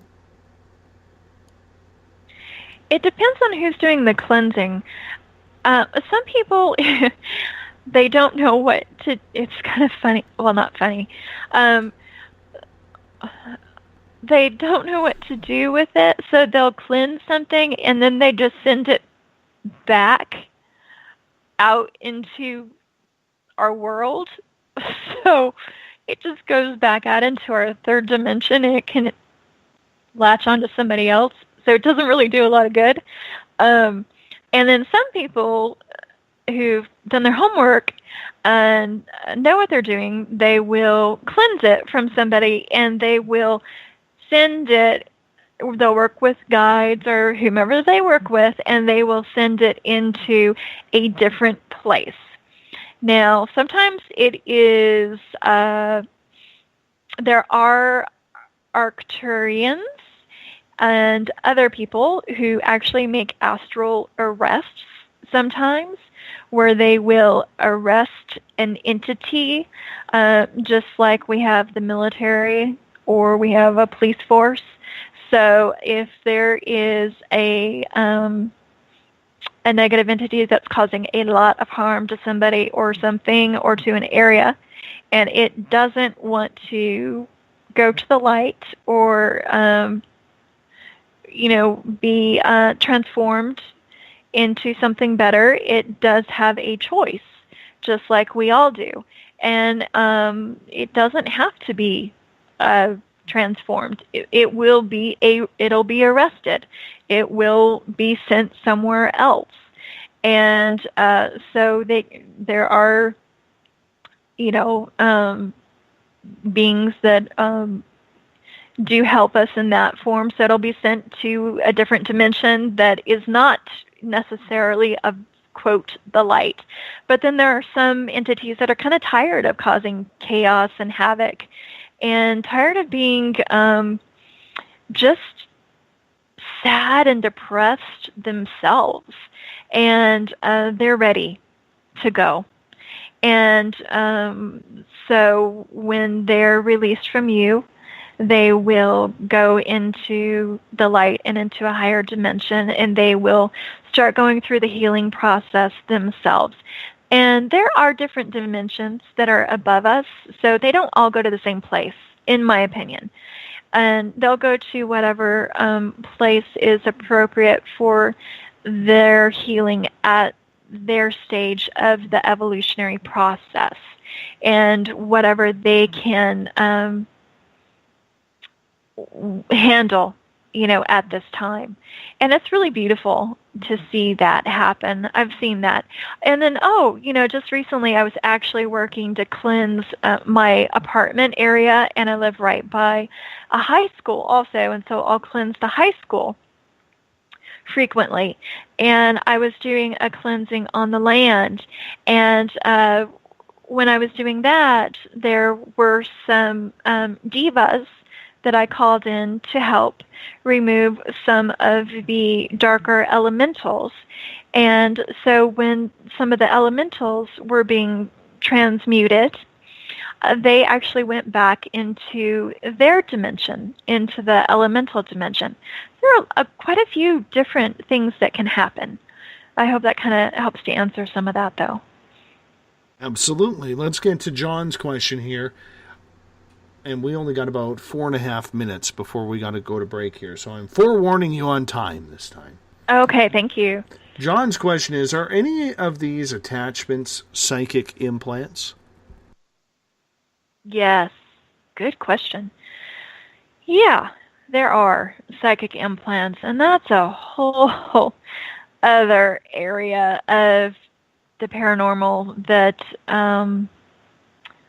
I don't know as much about psychic implants, but I have worked with removing them sometimes, and they're so crazy, and I dislike them immensely because they really mess with people, and they do it on this mental level, and most people have absolutely no idea that they're being messed with. And that's the frustrating part about it, is that somebody can think that, and you'll notice somebody behaving really odd, but that person has no idea that they're acting absolutely crazy or insane. Everybody else around them can pick up on it, but that person doesn't. And so that's the really creepy part about the implants. And so those can be really difficult. And it can also act as a veil to kind of dull people's senses to where, wow, I started talking about this and all of a sudden it's almost like I'm coughing. So that's so weird. My throat chakra is being affected. Yeah, are we almost on break? We have about 2 minutes. You got to 2 battle minutes? through. Okay. You got to battle through this one. Right? I guess somebody doesn't want me to talk about this. Edgewood, New Mexico, I did remove quite a few psychic implants from people in Edgewood. And Edgewood's just on the other side of the Sandias. I live in Albuquerque, New Mexico. And we had a lot of activity in Edgewood a lot of reptilian activity. You'll find a lot of psychic implants with people who are affected by the reptilians. So that's part of how they veil themselves. Also why a lot of people don't believe in the reptilians, and that's why they're so good at masking themselves, because they do put in those implants and kind of almost like shield themselves, put this veil up. And so I was able to remove that. I also helped work with kind of disabling this huge kind of underground area under Edgewood, where there was a lot of activity where they were sending out signals to a lot of psychic implants.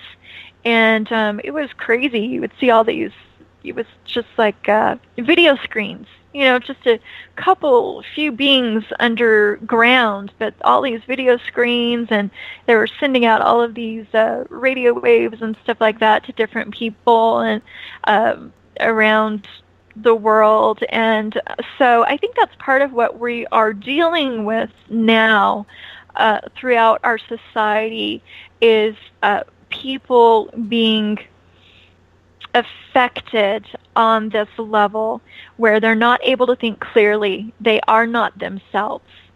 And part of what we are being asked to do as healers is to help people clear themselves of these implants so that they can make this next step in the ascension process, in the human evolution process, because it's not fair for humans to be held down as we are by these other races, cosmic races, that have these outside agendas that are not healthy for us, that are very selfish of them, and that are very, very, in my opinion, just evil from what I've seen. So thank you for asking about that. No problem. And on that note, we are going to hop out for our final break of the night. Tonight's guest is Amber Avalona. We're talking everything to do with spiritual attachment, ghostly attachment, paranormal 101 tonight with Amber. We want to thank her for coming on, because it's been a while since we had Amber on, and I'm glad she is back. We're going to get more into attachments in hour number 3 of Spaced Out Radio coming up right after this. Remember, during the break, check out our website, spacedoutradio.com, where you can check out all the new information regarding our first annual Caribou Paracon right here in 108 Mile Ranch, British Columbia, and I want to see you all there. So you have to come up and get your tickets on our website, spacedoutradio.com, because it's going to be the event of British Columbia's paranormal century. We're going to have some fun. Maybe not, but we're definitely going to have some fun. We'll be right back with more Spaced Out Radio right after this. Looking for a great weekend getaway this fall? Hi there, this is Dave Scott. Come on up to the heart of British Columbia for the first annual Spaced Out Radio Caribou Paracon, being held at the Spruce Hills Spa and Resort in 108 Mile Ranch, British Columbia. Speakers from all over North America are coming to discuss Bigfoot, UFOs, ghosts, and intuitiveness for the 3-day event, September 29th to October 1st. For more information, go to spacedoutradio.com and click on the Caribou Paracon banner and book your tickets today. Come to BC, where the paranormal is waiting for you. The SOR Sightlines is a place for you to find answers to your strange experiences. Hi there, this is Mike Schmidt. If you have had an encounter with ghosts, UFOs, Bigfoot, ETs, or anything else that doesn't make sense, head to spacedoutradio.com and file a Sightlines report. All information you give is 100% confidential, and I will personally help you find the answers you need. SOR Sightlines, your answers are a click away. Have you got your Cosmic Passport? If you need one, tune in to Cosmic Passport on Spaced Out Weekend. This is Elizabeth Anglin, ET experiencer, spirit medium, and host of Cosmic Passport. Each weekend I'll be bringing you interviews and support from other paranormal experiencers, and the best in intuitive spiritual guidance from across the globe. It's all happening starting at 9 p.m. Pacific Time, midnight Eastern, on spacedoutradio.com. Hi there, I'm Butch Witkowski, lead investigator with the 4 Cop. On the final Monday of every month, you can listen to me and host Dave Scott on Spaced Out Radio's Strange Days. We're going to get to the heart of the matter when it comes to what's happening out there. People are seeing and experiencing things from ET contact to Bigfoot, and I want to hear about it. Your experiences are what we investigators need to help solve these unknown mysteries. So tune in at spacedoutradio.com to the final Monday of every month from Butch Witkowski's Strange Days. This is your medium, Joanna, from Spaced Out Weekend, 2 mediums and a large. I would love it if you would come and join us with host James Tyson every other Sunday on Spaced Out Weekend. Together, we will take your calls and your questions live. Our goal is to provide you with a positive outlook on deep questions that you may have. Questions regarding love, relationships, money, or whatever else is on your mind. Come and check us out at spacedoutradio.com. This is Eric Markham, news editor for Spaced Out Radio's The Encounter Online. We have put together a great team of writers and journalists from all over the world to bring you top-quality paranormal stories, from alien encounters to the latest conspiracies. You won't find any of that fake news here. True stories and top-notch reporting as we look to bring these experiences to the mainstream. The Encounter Online, only at spacedoutradio.com. Patrolling the Pacific Northwest, we are always on the lookout for the strange and unassuming stories that real people are experiencing. Hi, I'm Vincent Zunza from Pacific North Weird. Me and Alexandra Sullivan have teamed to bring to you those odd stories that never seem to make it into the mainstream. Stories so weird that will leave you scratching your head wondering, is this real? It's as real as it gets with Pacific North Weird. You can watch our videos right here at spacedoutradio.com. Become more intimate and interactive with Spaced Out Radio. Join our Space Travelers Club with your new membership. For $5 a month, we'll provide you with special access to the website, monthly prize draws from books to psychic readings, along with monthly newsletter, private interviews, and more. Sign up today to be part of Spaced Out Radio's experience. Looking for a place to advertise at a very reasonable cost? Look no further than Spaced Out Radio. SpacedOutRadio.com has an advertising tab that you can click to check out our daily, weekly, and monthly packages to play on the radio, or our website including social media. From commercial spots to banners, we have it all. Check out our competitive pricing today. Don't have time to listen to Spaced Out Radio live? Wherever you are, the car, the office, the shower, or even if you're traveling, we're right here for you. Each Spaced Out Radio show can be found on iTunes, TuneIn, and on our YouTube channel, Spaced Out Radio Show. It's the perfect way for you to catch up on our shows. For more information, just head over to our website, spacedoutradio.com, and tune in to us today.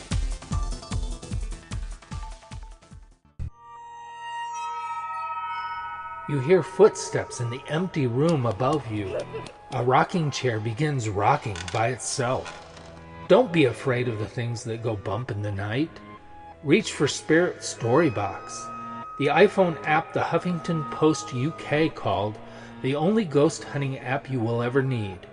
Spirit Storybox. The spirits are telling their stories. Are you listening? Strange creatures lurking in the night, the sounds of wood knocking in the forest, odd happenings right out of a fictional world. These are the reports I love. Hi there, this is author Ronald Murphy, and I would love it if you join me and Spaced Out Radio host Dave Scott the second Wednesday of every month on our journey into the unknown land of cryptozoology at spacedoutradio.com. From Mothman to Frogman and everything in between. Hey, they don't call me the crypto guru for nothing. Did you know that Spaced Out Radio runs 7 days a week? Hi, it's James Tyson from Spaced Out Weekend. Every Saturday and Sunday night, starting at 9 p.m. Pacific, midnight Eastern, you can join me and my guests for some great chatter about what's going on out in the universe, or even in that dark part of the basement you really don't want to go back into. Well, let's find the answers to your experiences together. So come on up to Uncle Jimbo's cabin on the weekend. For more information, look us up at spacedoutradio.com. The views and opinions expressed by tonight's guest and topic of discussion do not necessarily represent the official policy or position of Spaced Out Radio, Spaced Out Weekend, Spaced Out Radio Limited, its hosts, syndicated carriers, or anyone associated with this broadcast. You're listening to Spaced Out Radio with Dave Scott. Follow Dave on Twitter at Spaced Out Radio and hashtag Spaced Out Radio, and on Facebook Spaced Out Radio Show. Now, back to the program. Welcome back to the final hour of Spaced Out Radio tonight. I am your host, Dave Scott. Good to have you with us. Tomorrow night on the program, we get into the world of conspiracy. Dr. James Fetzer is going to join us for the first 2 hours tomorrow night. It's going to be a blast. I love it when he comes on, and it's good to have him back. It's been a number of months since we've had Dr. Fetzer back, so we're talking all things conspiratorial tomorrow night, starting at 9 p.m. Pacific, midnight Eastern Time at spacedoutradio.com. We want to welcome in everyone listening in on the United Public Radio Network on 107.7 FM in New Orleans and over 160 countries around the world. Great to have you with us. We are also live on WQEE 99 Rock the Key down in Noonan, Georgia, home of The Walking Dead. Thank you so much for making us a part of your early morning, late night. If you've gone to sleep, who knows? We are also live on KTLK, The Fringe FM, Renegade Talk Radio out of Las Vegas. And if you're listening in on Revolution Radio, remember the Double R Machine is a donation station financed by you, the valued listener. Head on over to freedomslips.com and donate today. Bill Cardwell has set the password for tonight in the SOR Space Travelers Club. Rhinotelexomania. Rhinotelexomania is your password. I don't know if you'll have enough letters to get that good Scrabble score in that one, but Bill sets a password each and every night right here on the mighty SOR. Now, if you want to follow us on social media, you can do so on Twitter at Spaced Out Radio. Use the hashtag Spaced Out Radio if you want to connect with me live during the show as well. Give our Facebook page a like, Spaced Out Radio Show. Tune us in on TuneIn. Download this show and others on iTunes. Our website is spacedoutradio.com. where we have a plethora of features for you, including joining the SOR Space Travelers Club for $5 a month. You can crank up some music on our Bumblefoot page, and you can head to our Spaced Out Radio store, where we have t-shirts, stickers, posters that'll be autographed. And you can pick up your VIP passes for the 2017 first annual Spaced Out Radio Caribou Paracon in 108 Mile Ranch, British Columbia. Tickets right now are 10% off until July 31st. We'd love for you to come spend a weekend with your fellow weirdos here. So come on up to British Columbia, get your VIP passes for the weekend today. We also have the Encounter Online. Our news editors, Eric Markham and Everett Thiem, are working hard for you to try and get your news of the day going as well. Tonight, for the final time, we introduce Amber Avalona. We are talking everything paranormal, from healing to attachments. Amber, welcome back. Thank you. Good to have you with us. I always enjoy it, of course. Excellent. This show has kind of got out of hand a little bit because the audience has just kind of taken it over. And sometimes that happens. So I'm going to continue with some questions from our audience here, if you don't mind. Sure, let's do it. Right. That's why we're here, right? Is for the audience. So I am very happy that they're involved, and thank you all for your questions and your energy, and I'm just really, really happy that you all are listening and giving us these amazing topics to discuss. Well, we're going to start off with a pair of questions from Bob, and Bob is asking, how do you know if something is cursed, or even yourself, in the first place? Well, you know what? I so wish that I had all of my notes that I would be right on with all of this. But let me kind of pull up some of the stuff because I do have some notes here. But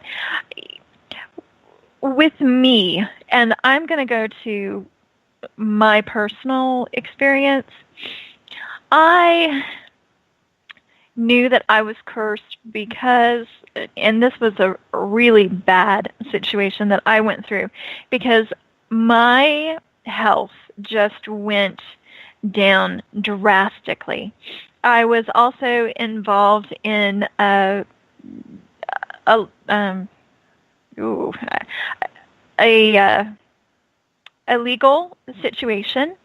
I guess I can't necessarily say what type of situation, but I did have knowledge of the people that were on the other side of the case, and I did know how they operated, and it was very easy to kind of place the pieces together. And I also had people that I knew that were able to look into the situation and give me information about it. And I was able to look into the situation. So you want to kind of see if areas of your life rapidly go downhill.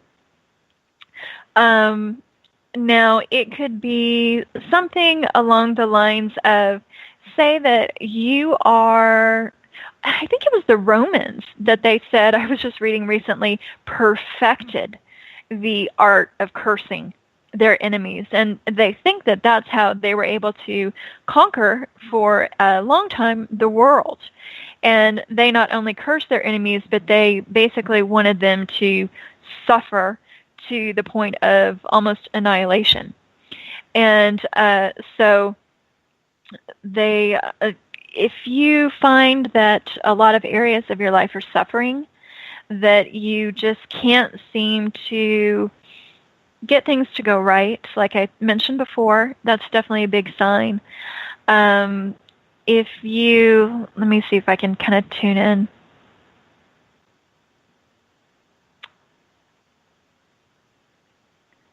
Okay, I don't know why I was told to talk about this,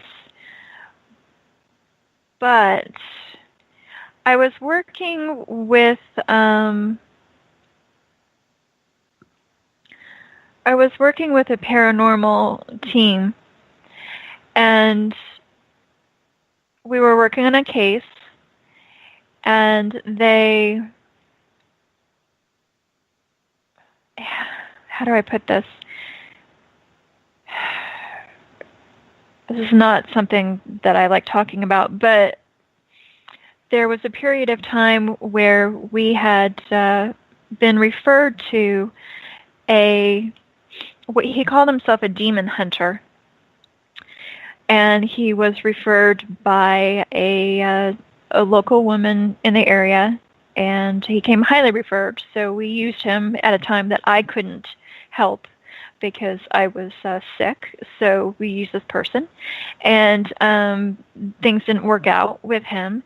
And then weird things started happening.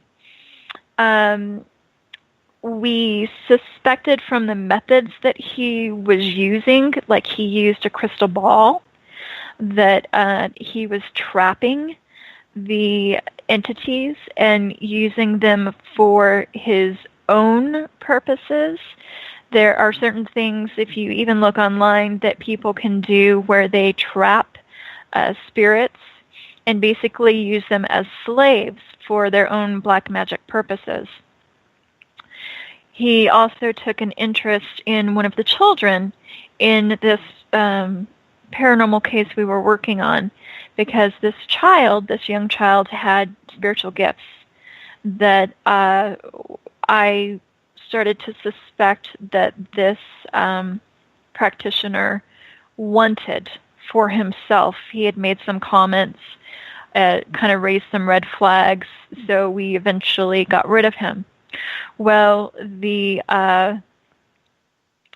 paranormal leaders around that time started having parts of a dead cat turn up in their yard.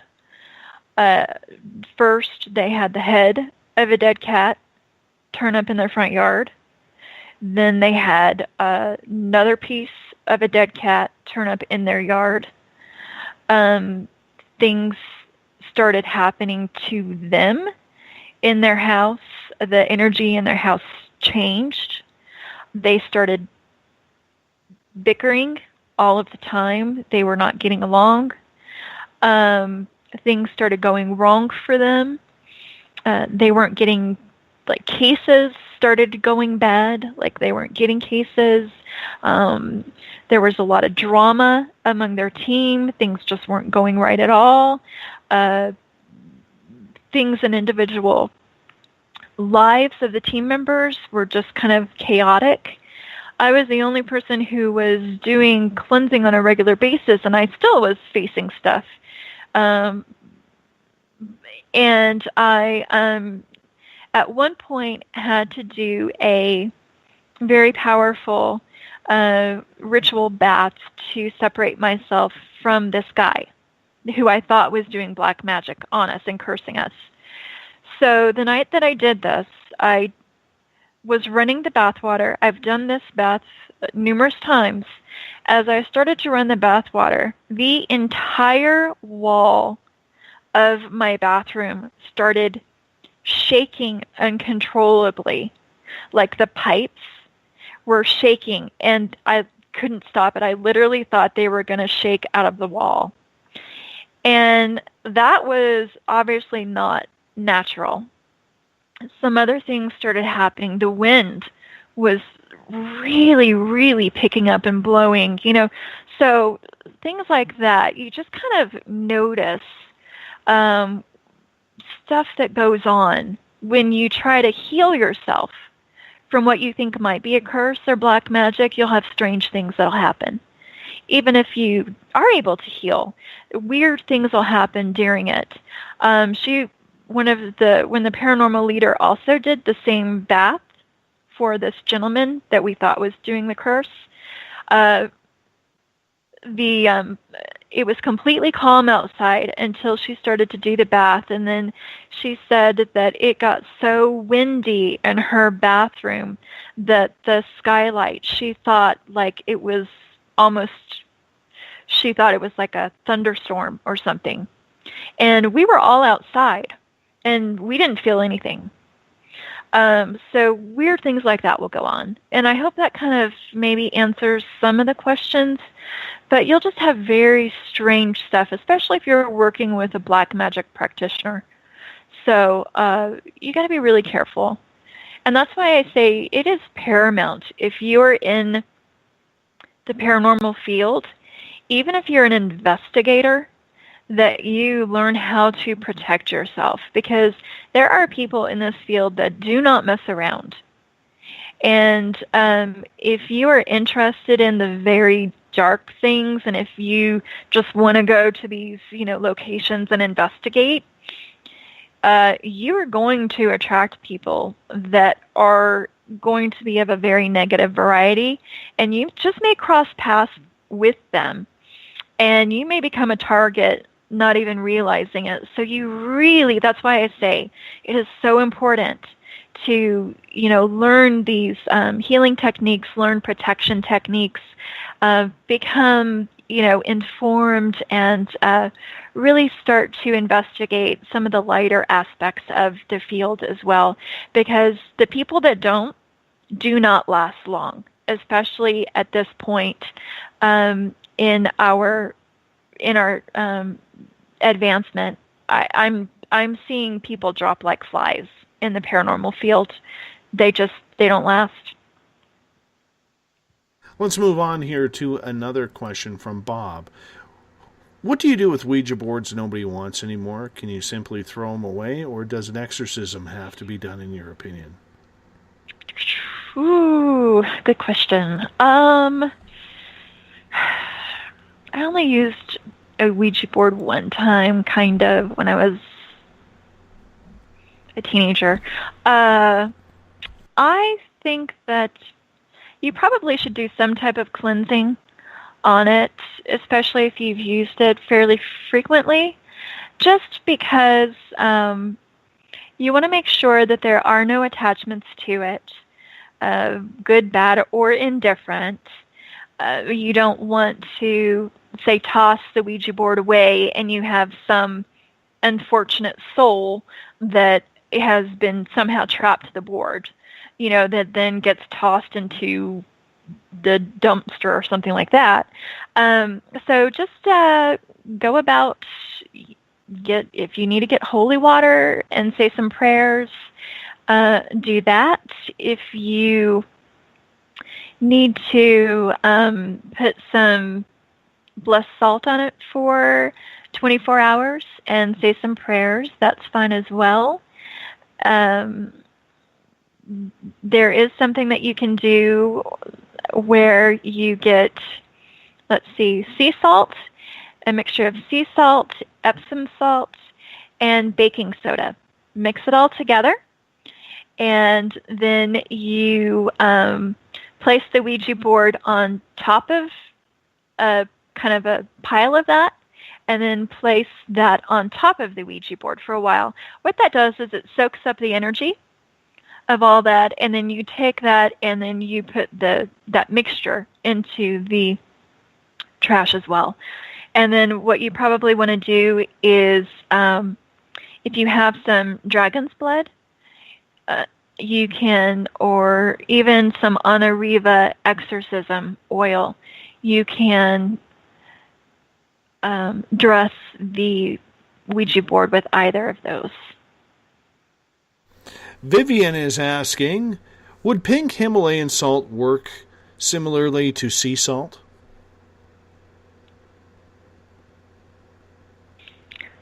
I don't think so. The pink Himalayan salt has a little bit different, in my opinion, it has a little bit different qualities. Actually, I should research that. Really good question. From what I've read, it's different. And I do have the Himalayan salt lamps all over my house, so I'm going to recommend that people have them in their homes. And Dave, we've talked about that on the show.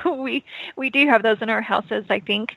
And it's great for helping to kind of raise the vibrations in your house and that type of thing. But the sea salt, there's something even in the Bible about specifically sea salt helping to trap the demonic entities. You know how when Jesus, when he cast all the demons out of the demon-possessed man, and then they asked to go into the herd of pigs, and the pigs literally got so crazy that they ran and cast themselves into the sea.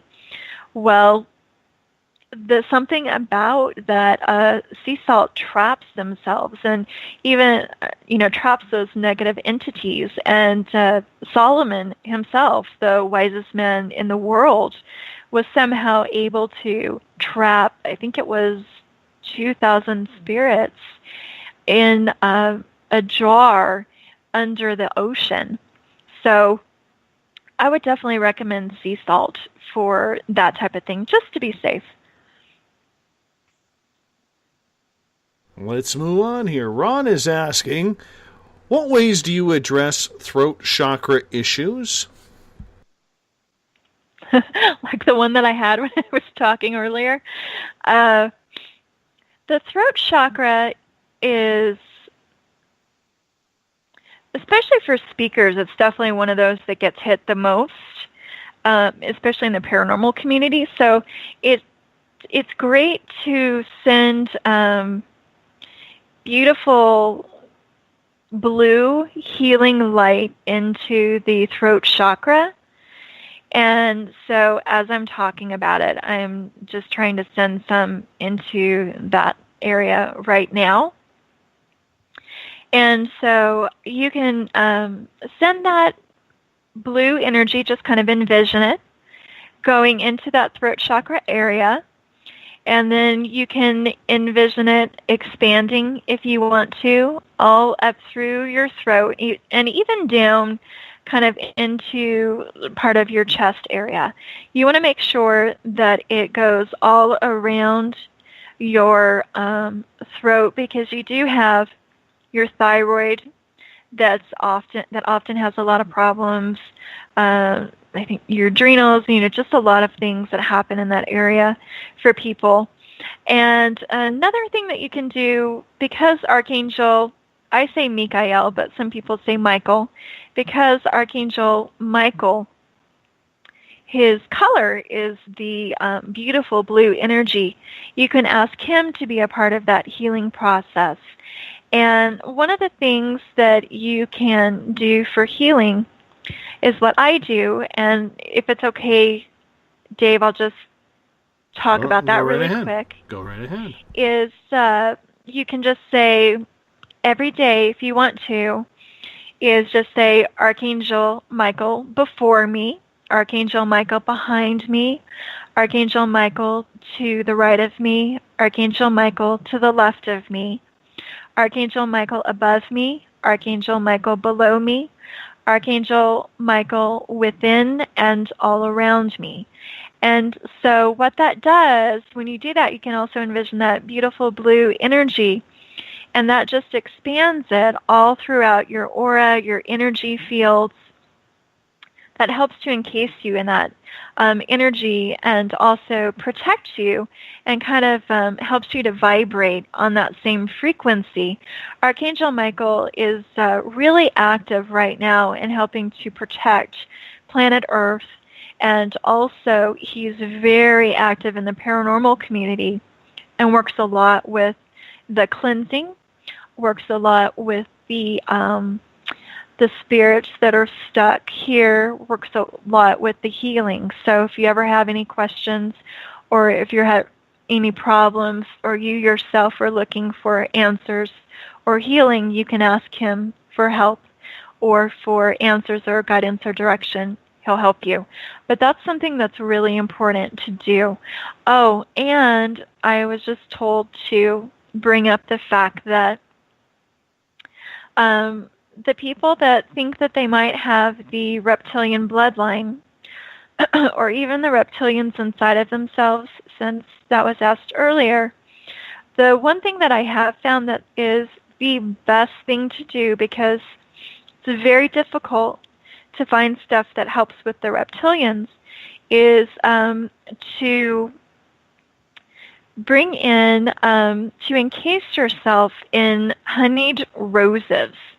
So what you do is you envision roses all over your body, facing outward. It can be whatever color you want. So just envision roses like all over your body, and then also facing inside. So facing all over inside your body, in your throat also if you're having issues with your throat, and then have honey coat those roses. So all over the outside, all over the inside. For some reason, that doesn't get rid of the reptilians, but it does put them to sleep somehow. And it makes it much easier to live with that. And so it makes your days much easier and much better. So those are some things that you can do. And I hope that that helps. But I guess on to the next question. All right, this one comes from Ron. Amber, how do you shut the door and tune out all the chatter and energy stealers to recharge yourself? It can be kind of difficult sometimes, but one of the things that I do is I guess I'll bring it up now. I've started placing orgone. I don't know if people have heard about that, but the orgone pyramids inside of my home, because I was just getting way too much chatter from everything, and I couldn't handle it. I was hearing like this, people in Albuquerque even said, and I was hearing the same thing, like a radio station playing all the time, and it was really driving me crazy, and I didn't like hearing it. And I was hearing other stuff, and so I placed these, there's a Etsy store, and I buy these orgone pyramids. I place them inside my apartment, and also they have some other stuff, and so it helps to block out all of the electromagnetic frequencies so that it makes it much easier to live with yourself and with the world. because there's far too much energy coming from the cell phones, Wi-Fi, that type of thing. So that helps a lot. It may be something that people want to look into. I also wear different jewelry that helps with that. I also just kind of shut down my energy sometimes, pull it in, and I do a lot of protection, that type of thing. A lot of very intricate rituals that I do that I can't go into on air, but some of those that I use on a daily basis. So that's kind of what I do. I do have to say this. When we were talking about curses earlier, I have actually had a curse placed on me before, and they are not fun. And it's amazing how much negativity and how much it can attack you as a person. I've never really believed in them until just, it was like being in the boxing ring with Mike Tyson and your hands are tied behind your back. I mean, you're just taking shot after shot after shot, and it becomes bad. It becomes not fun to live, to be absolutely blunt. And this person who cursed me, I did nothing wrong to her. She was her and her hubby were good friends of Mrs. SOR and myself, and we ended up just, fading away over some certain situations. And the next thing I know, the wife went absolutely haywire in trying to derail me.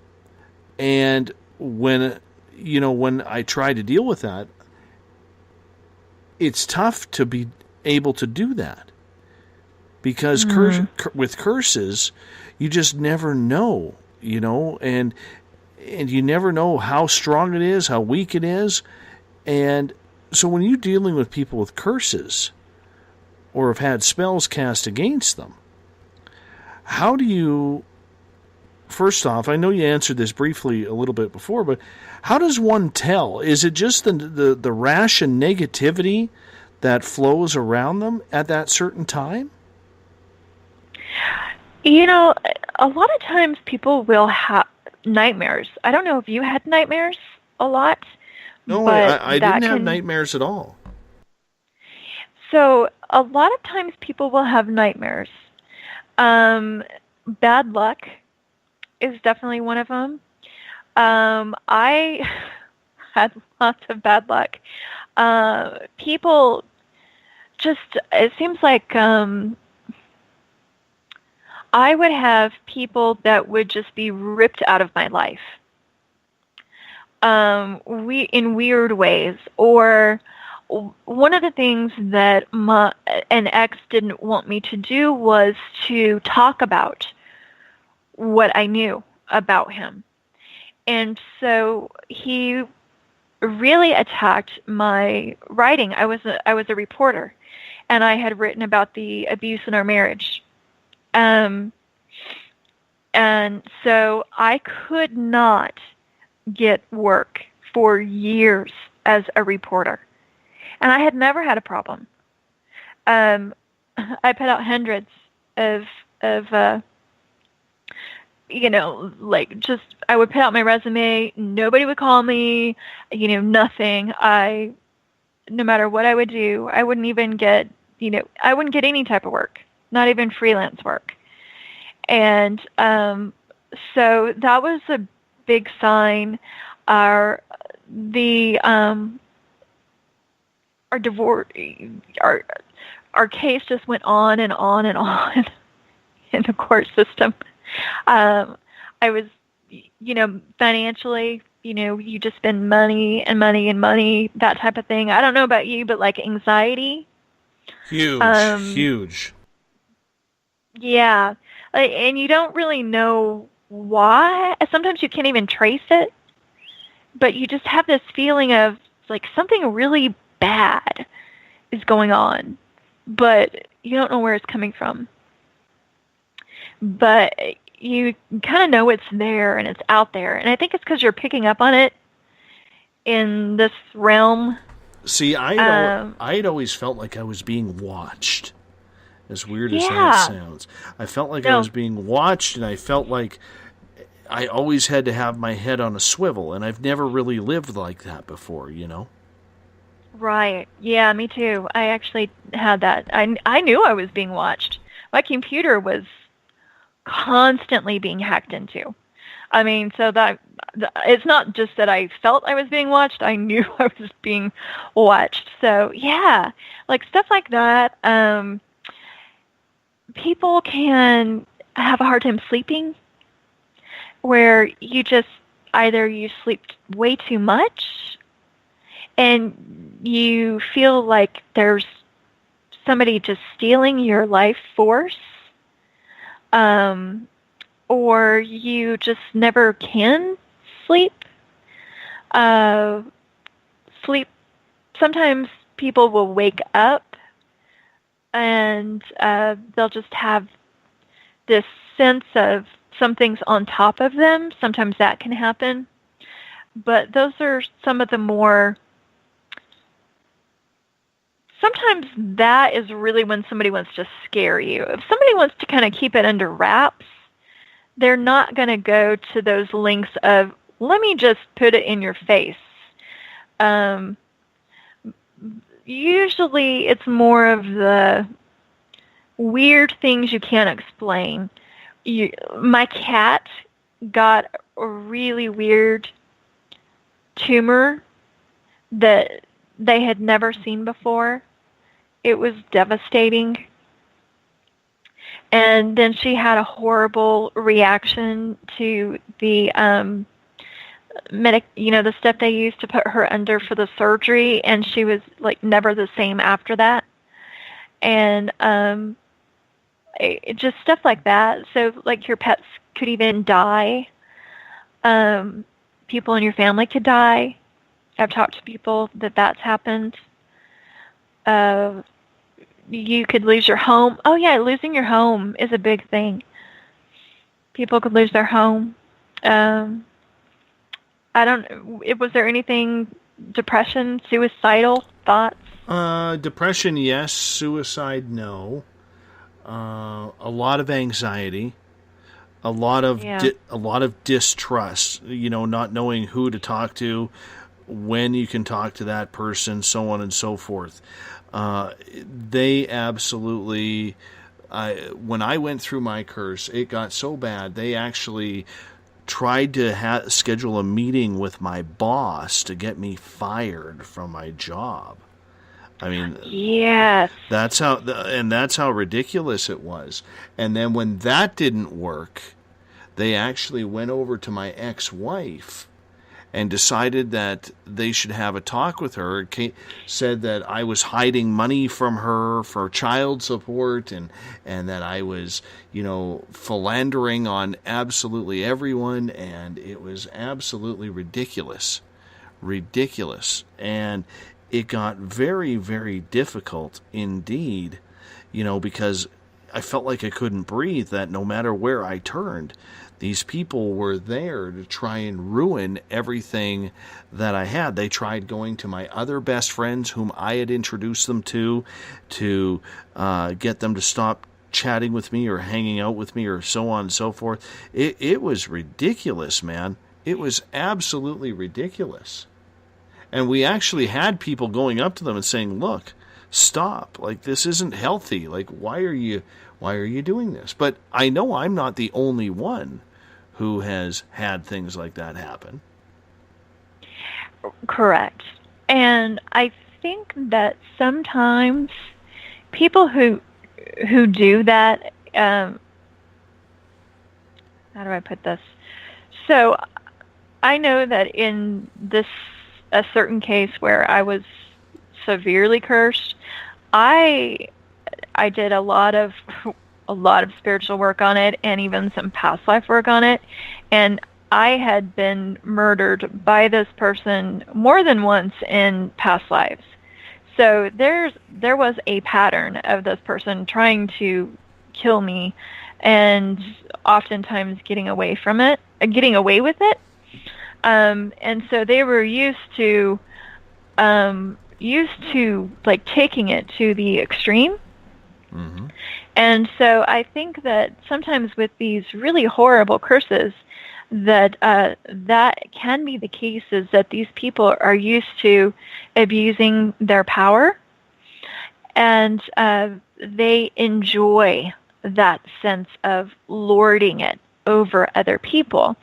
But we are in a time period, thankfully, where the vibrations of the planet are raising, and also people like us spiritually are ascending to the point where we are changing our own karma.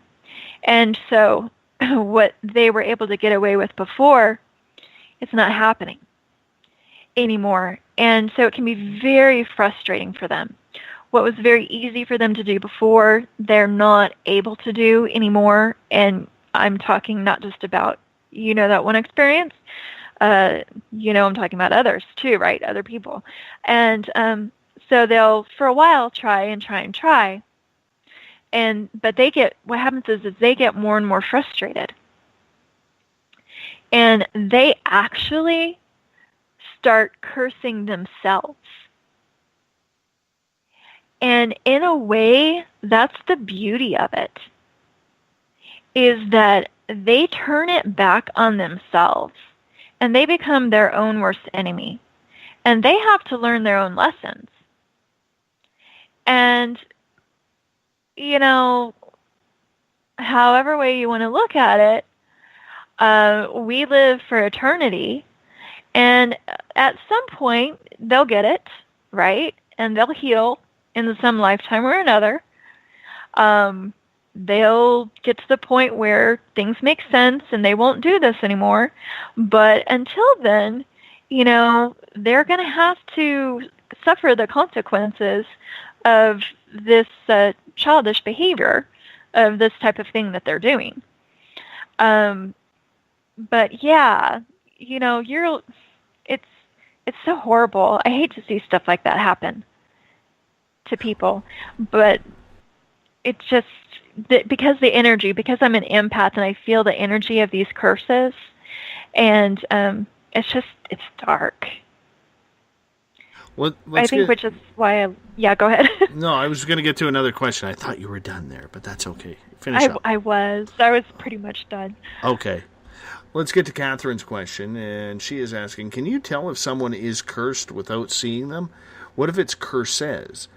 I wonder how you would deal with it.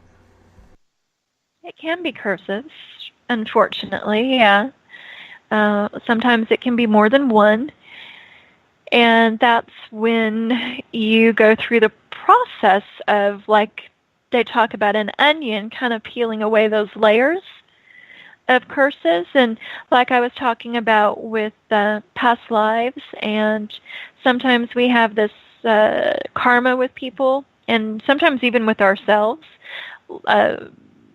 Like, for instance, somebody who cursed Dave in this lifetime. Okay, well, let's take that to the next lifetime, and their luck is really low. They're having a really difficult time.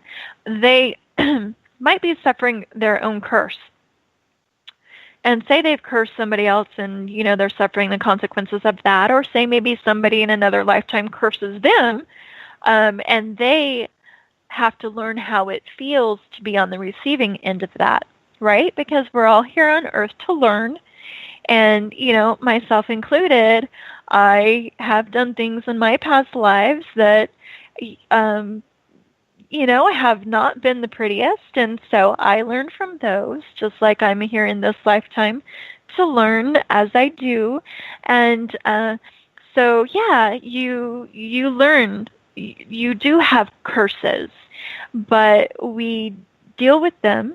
We address them as adults. And we, typically it's best to deal with them one at a time. And like I said earlier, we don't give up. So you can heal one curse and then you're still having issues in your life, and then people can get frustrated and say, well, it didn't help.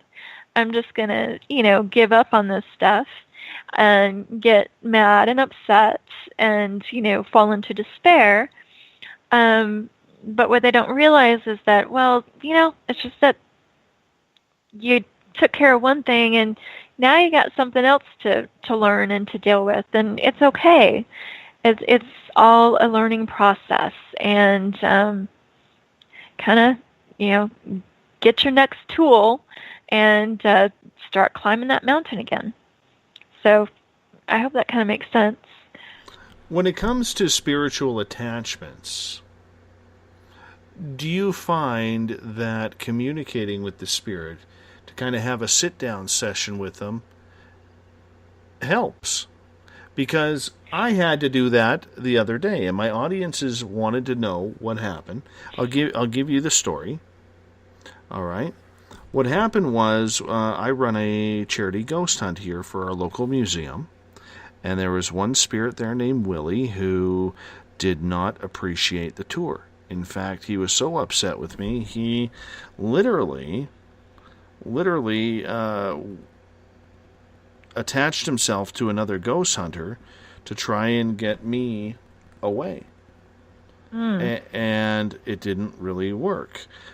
So I actually, through a couple of spirit mediums that I trust, went and apologized to him on the weekend. I brought him a beer. He wanted a beer, so I brought beer. He said he was going to try and take the bottle cap off for me if I loosened it. The bottle cap was still there. I didn't know if he smoked or not, so I brought him a cigarette. And it was a very, very intimidating thing having a conversation like that all by myself, staring at an empty chair beside me with a beer and a cigarette on the floor. And I can tell you this, I really wish he would have moved the bottle cap, but I can understand that probably takes a little bit of energy to do so. But on the flip side, I feel like we get along now because I respected his rules. So do you believe then that,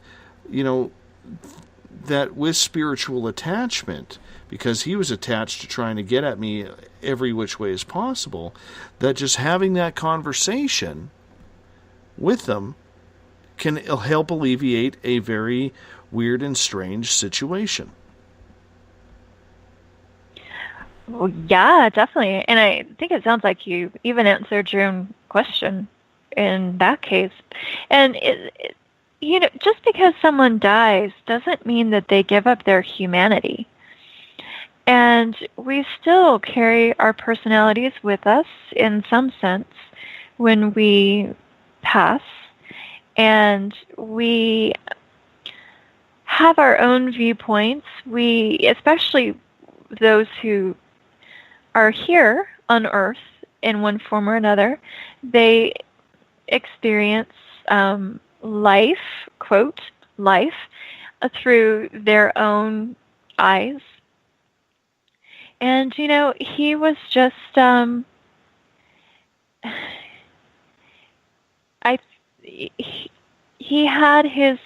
he was experiencing that situation like everybody does, through his lens.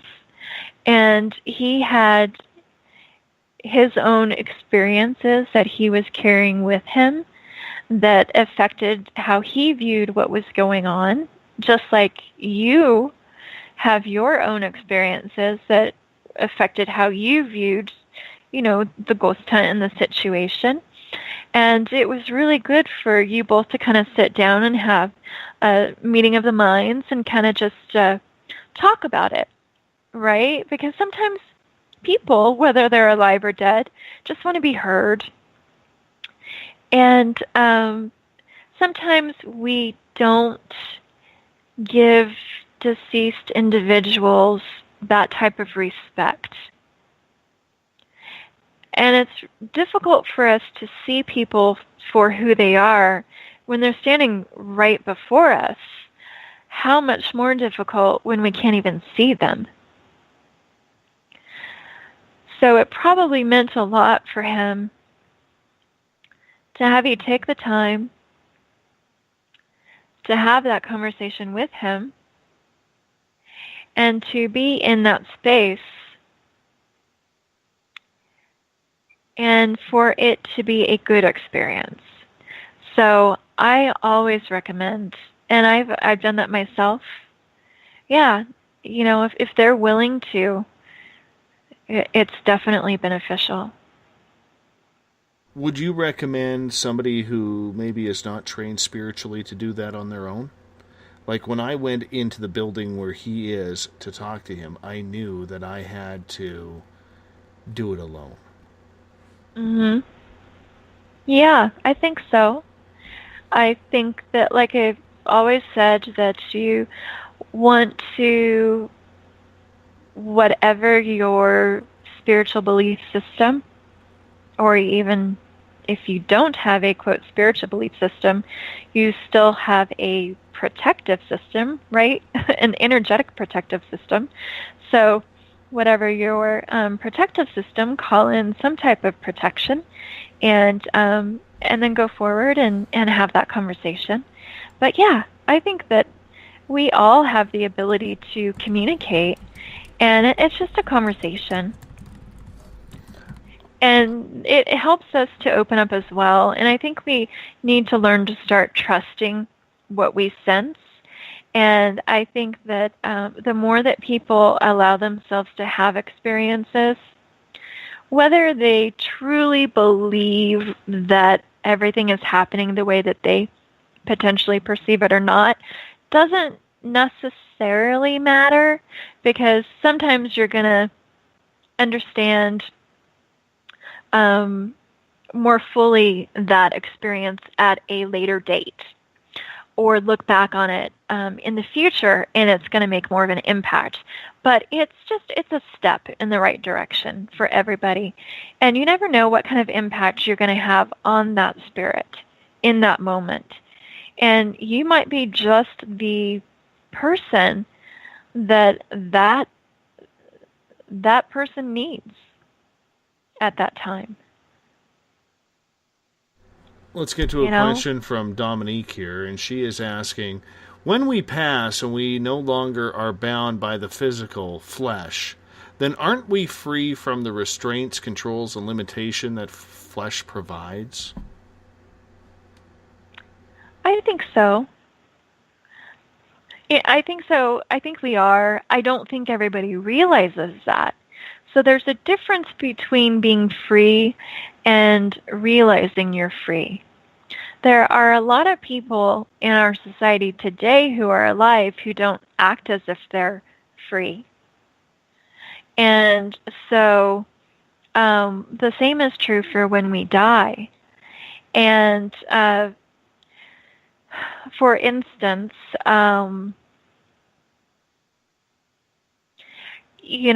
people who pass can technically go to the light, but well, you know what? I need to kind of preface that by saying that sometimes people have so many negative attachments that what that does is that actually they may be free of a physical body, but they're not free of a lower dimension.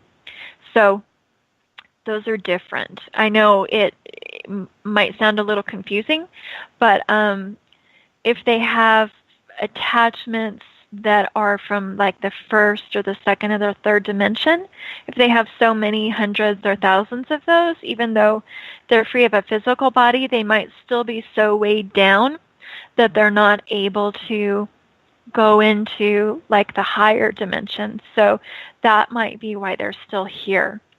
And still here on this earth in the third dimension. So they can still kind of, go around and go through Earth, but they're not going to, they're still going to have to get help and healing before they're able to continue their spiritual journey. Do you think any of us are really ready for that? Do you think we're ready for that type of intensity? of, you got day-to-day life going on right now. I mean, to be able to think about what's on the next realm, can we really understand that fully? I don't know if most people can fully understand it. I think that some people are ready for it. I don't know if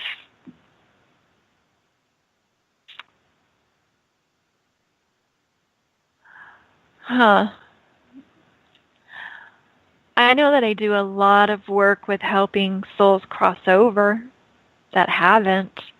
That after they pass, they're still here. So maybe a lot of people aren't ready for it after they die.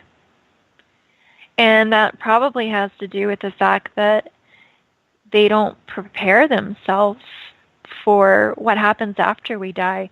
It's so odd that we don't really talk about it in our culture, and there's so much fear or there's a lot of fear around death. I've never been afraid of death. I've never been afraid to die. And so it's one of those things that's really odd to me that a lot of people are afraid of it, or a lot of people don't want to die. And maybe it's because I know that I come from another place. I always have known since I was very little. I've always known that I want to go home. And so for me, it's one of those things where I'm ready, please let me go home. But maybe a lot of people just don't remember maybe where they came from, or something like that. And so it's one of those big mysteries. And I would love to see us talk about it more. I would really hope that it becomes more of the conversation, a part of the conversation with families, with our culture, with our society, with the paranormal community, because it's really a beautiful process. And it's nothing to fear. It's wonderful. There's so much to experience. And I know we have just a few minutes, but I had a friend of mine who passed away a few years ago. He did not cross over. He stayed for about 3.5 years. He had some children, and he didn't want to cross over for a while, which was fine. Completely understand that. So we communicated a lot, right, in the 3.5 years that he was here. He recently crossed over, and the night that he did, I had a dream, and in this dream, I had a dream of my brother. It came in the form of my brother. Now, I know it wasn't my brother, but in this dream, my brother was buying a new house, and it was in this place, and we were like walking up. It was just a beautiful house in this amazing place, and it was just in this other dimension, and there were all these like awesome scientific discoveries and all of these all this amazing technology that was there. And it was like you could walk up to the second floor on air. There wasn't, an escalator or stairs. You would just step in the air, like steps and stuff like that. And there was this technology where you would go into this bubble and you would be able to experience somebody else as if you were them. You would literally step into this person and you would feel their feelings. And I was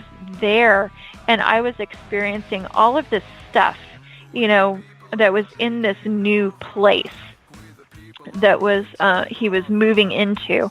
And I woke up from that, and after that I realized that it was my friend showing me this new dimension that he was crossing over into. And I had forgotten, some of the stuff that was there, but it was so beautiful. And I thought, wow, I just completely amazing what he had to look forward to. And of course, he's come back since then and communicated with me. So it's not like they move on and never come back. but it's just, we have so much to experience. Absolutely. And that's, yeah, as you know, right? Amber, I hate to do this. We've run out of time, my dear. Yeah, I know. Well, thank you, know. everybody, for being here. How can people find you online? You can find me online. My name is Amber Avalona, and I do have a website, the Paranormal Healing Project, and the URL is www.parasitefiles.com. So you can probably just Google the Paranormal Healing Project and pull that up, and it'll have some information there. But yeah, so you're welcome to just check that out. It'll have some information on different healing modalities people can use, things like that. All right. Tomorrow night on the program, as I wrap this thing up, we have James Fencer coming in. We're talking with the King of Conspiracy, 9 p.m. Pacific, midnight Eastern Time at spacedoutradio.com. Mr. Ron Bumblefoot THAL is rocking us out of tonight's show, as he is the official music of Spaced Out Radio. Rock with him, horns up. Message him. Tell him you heard him on the SOR. He'll get back to you. He usually does. That's the way he does things. I want to say thank you to everyone for tuning us in, and we will see you 21 hours from now. Do me a favor, though, my friends. Tell a friend. Tell us what they're all about. Tell them what they're missing, because together we own the night. Mr. Bumblefoot, take us home.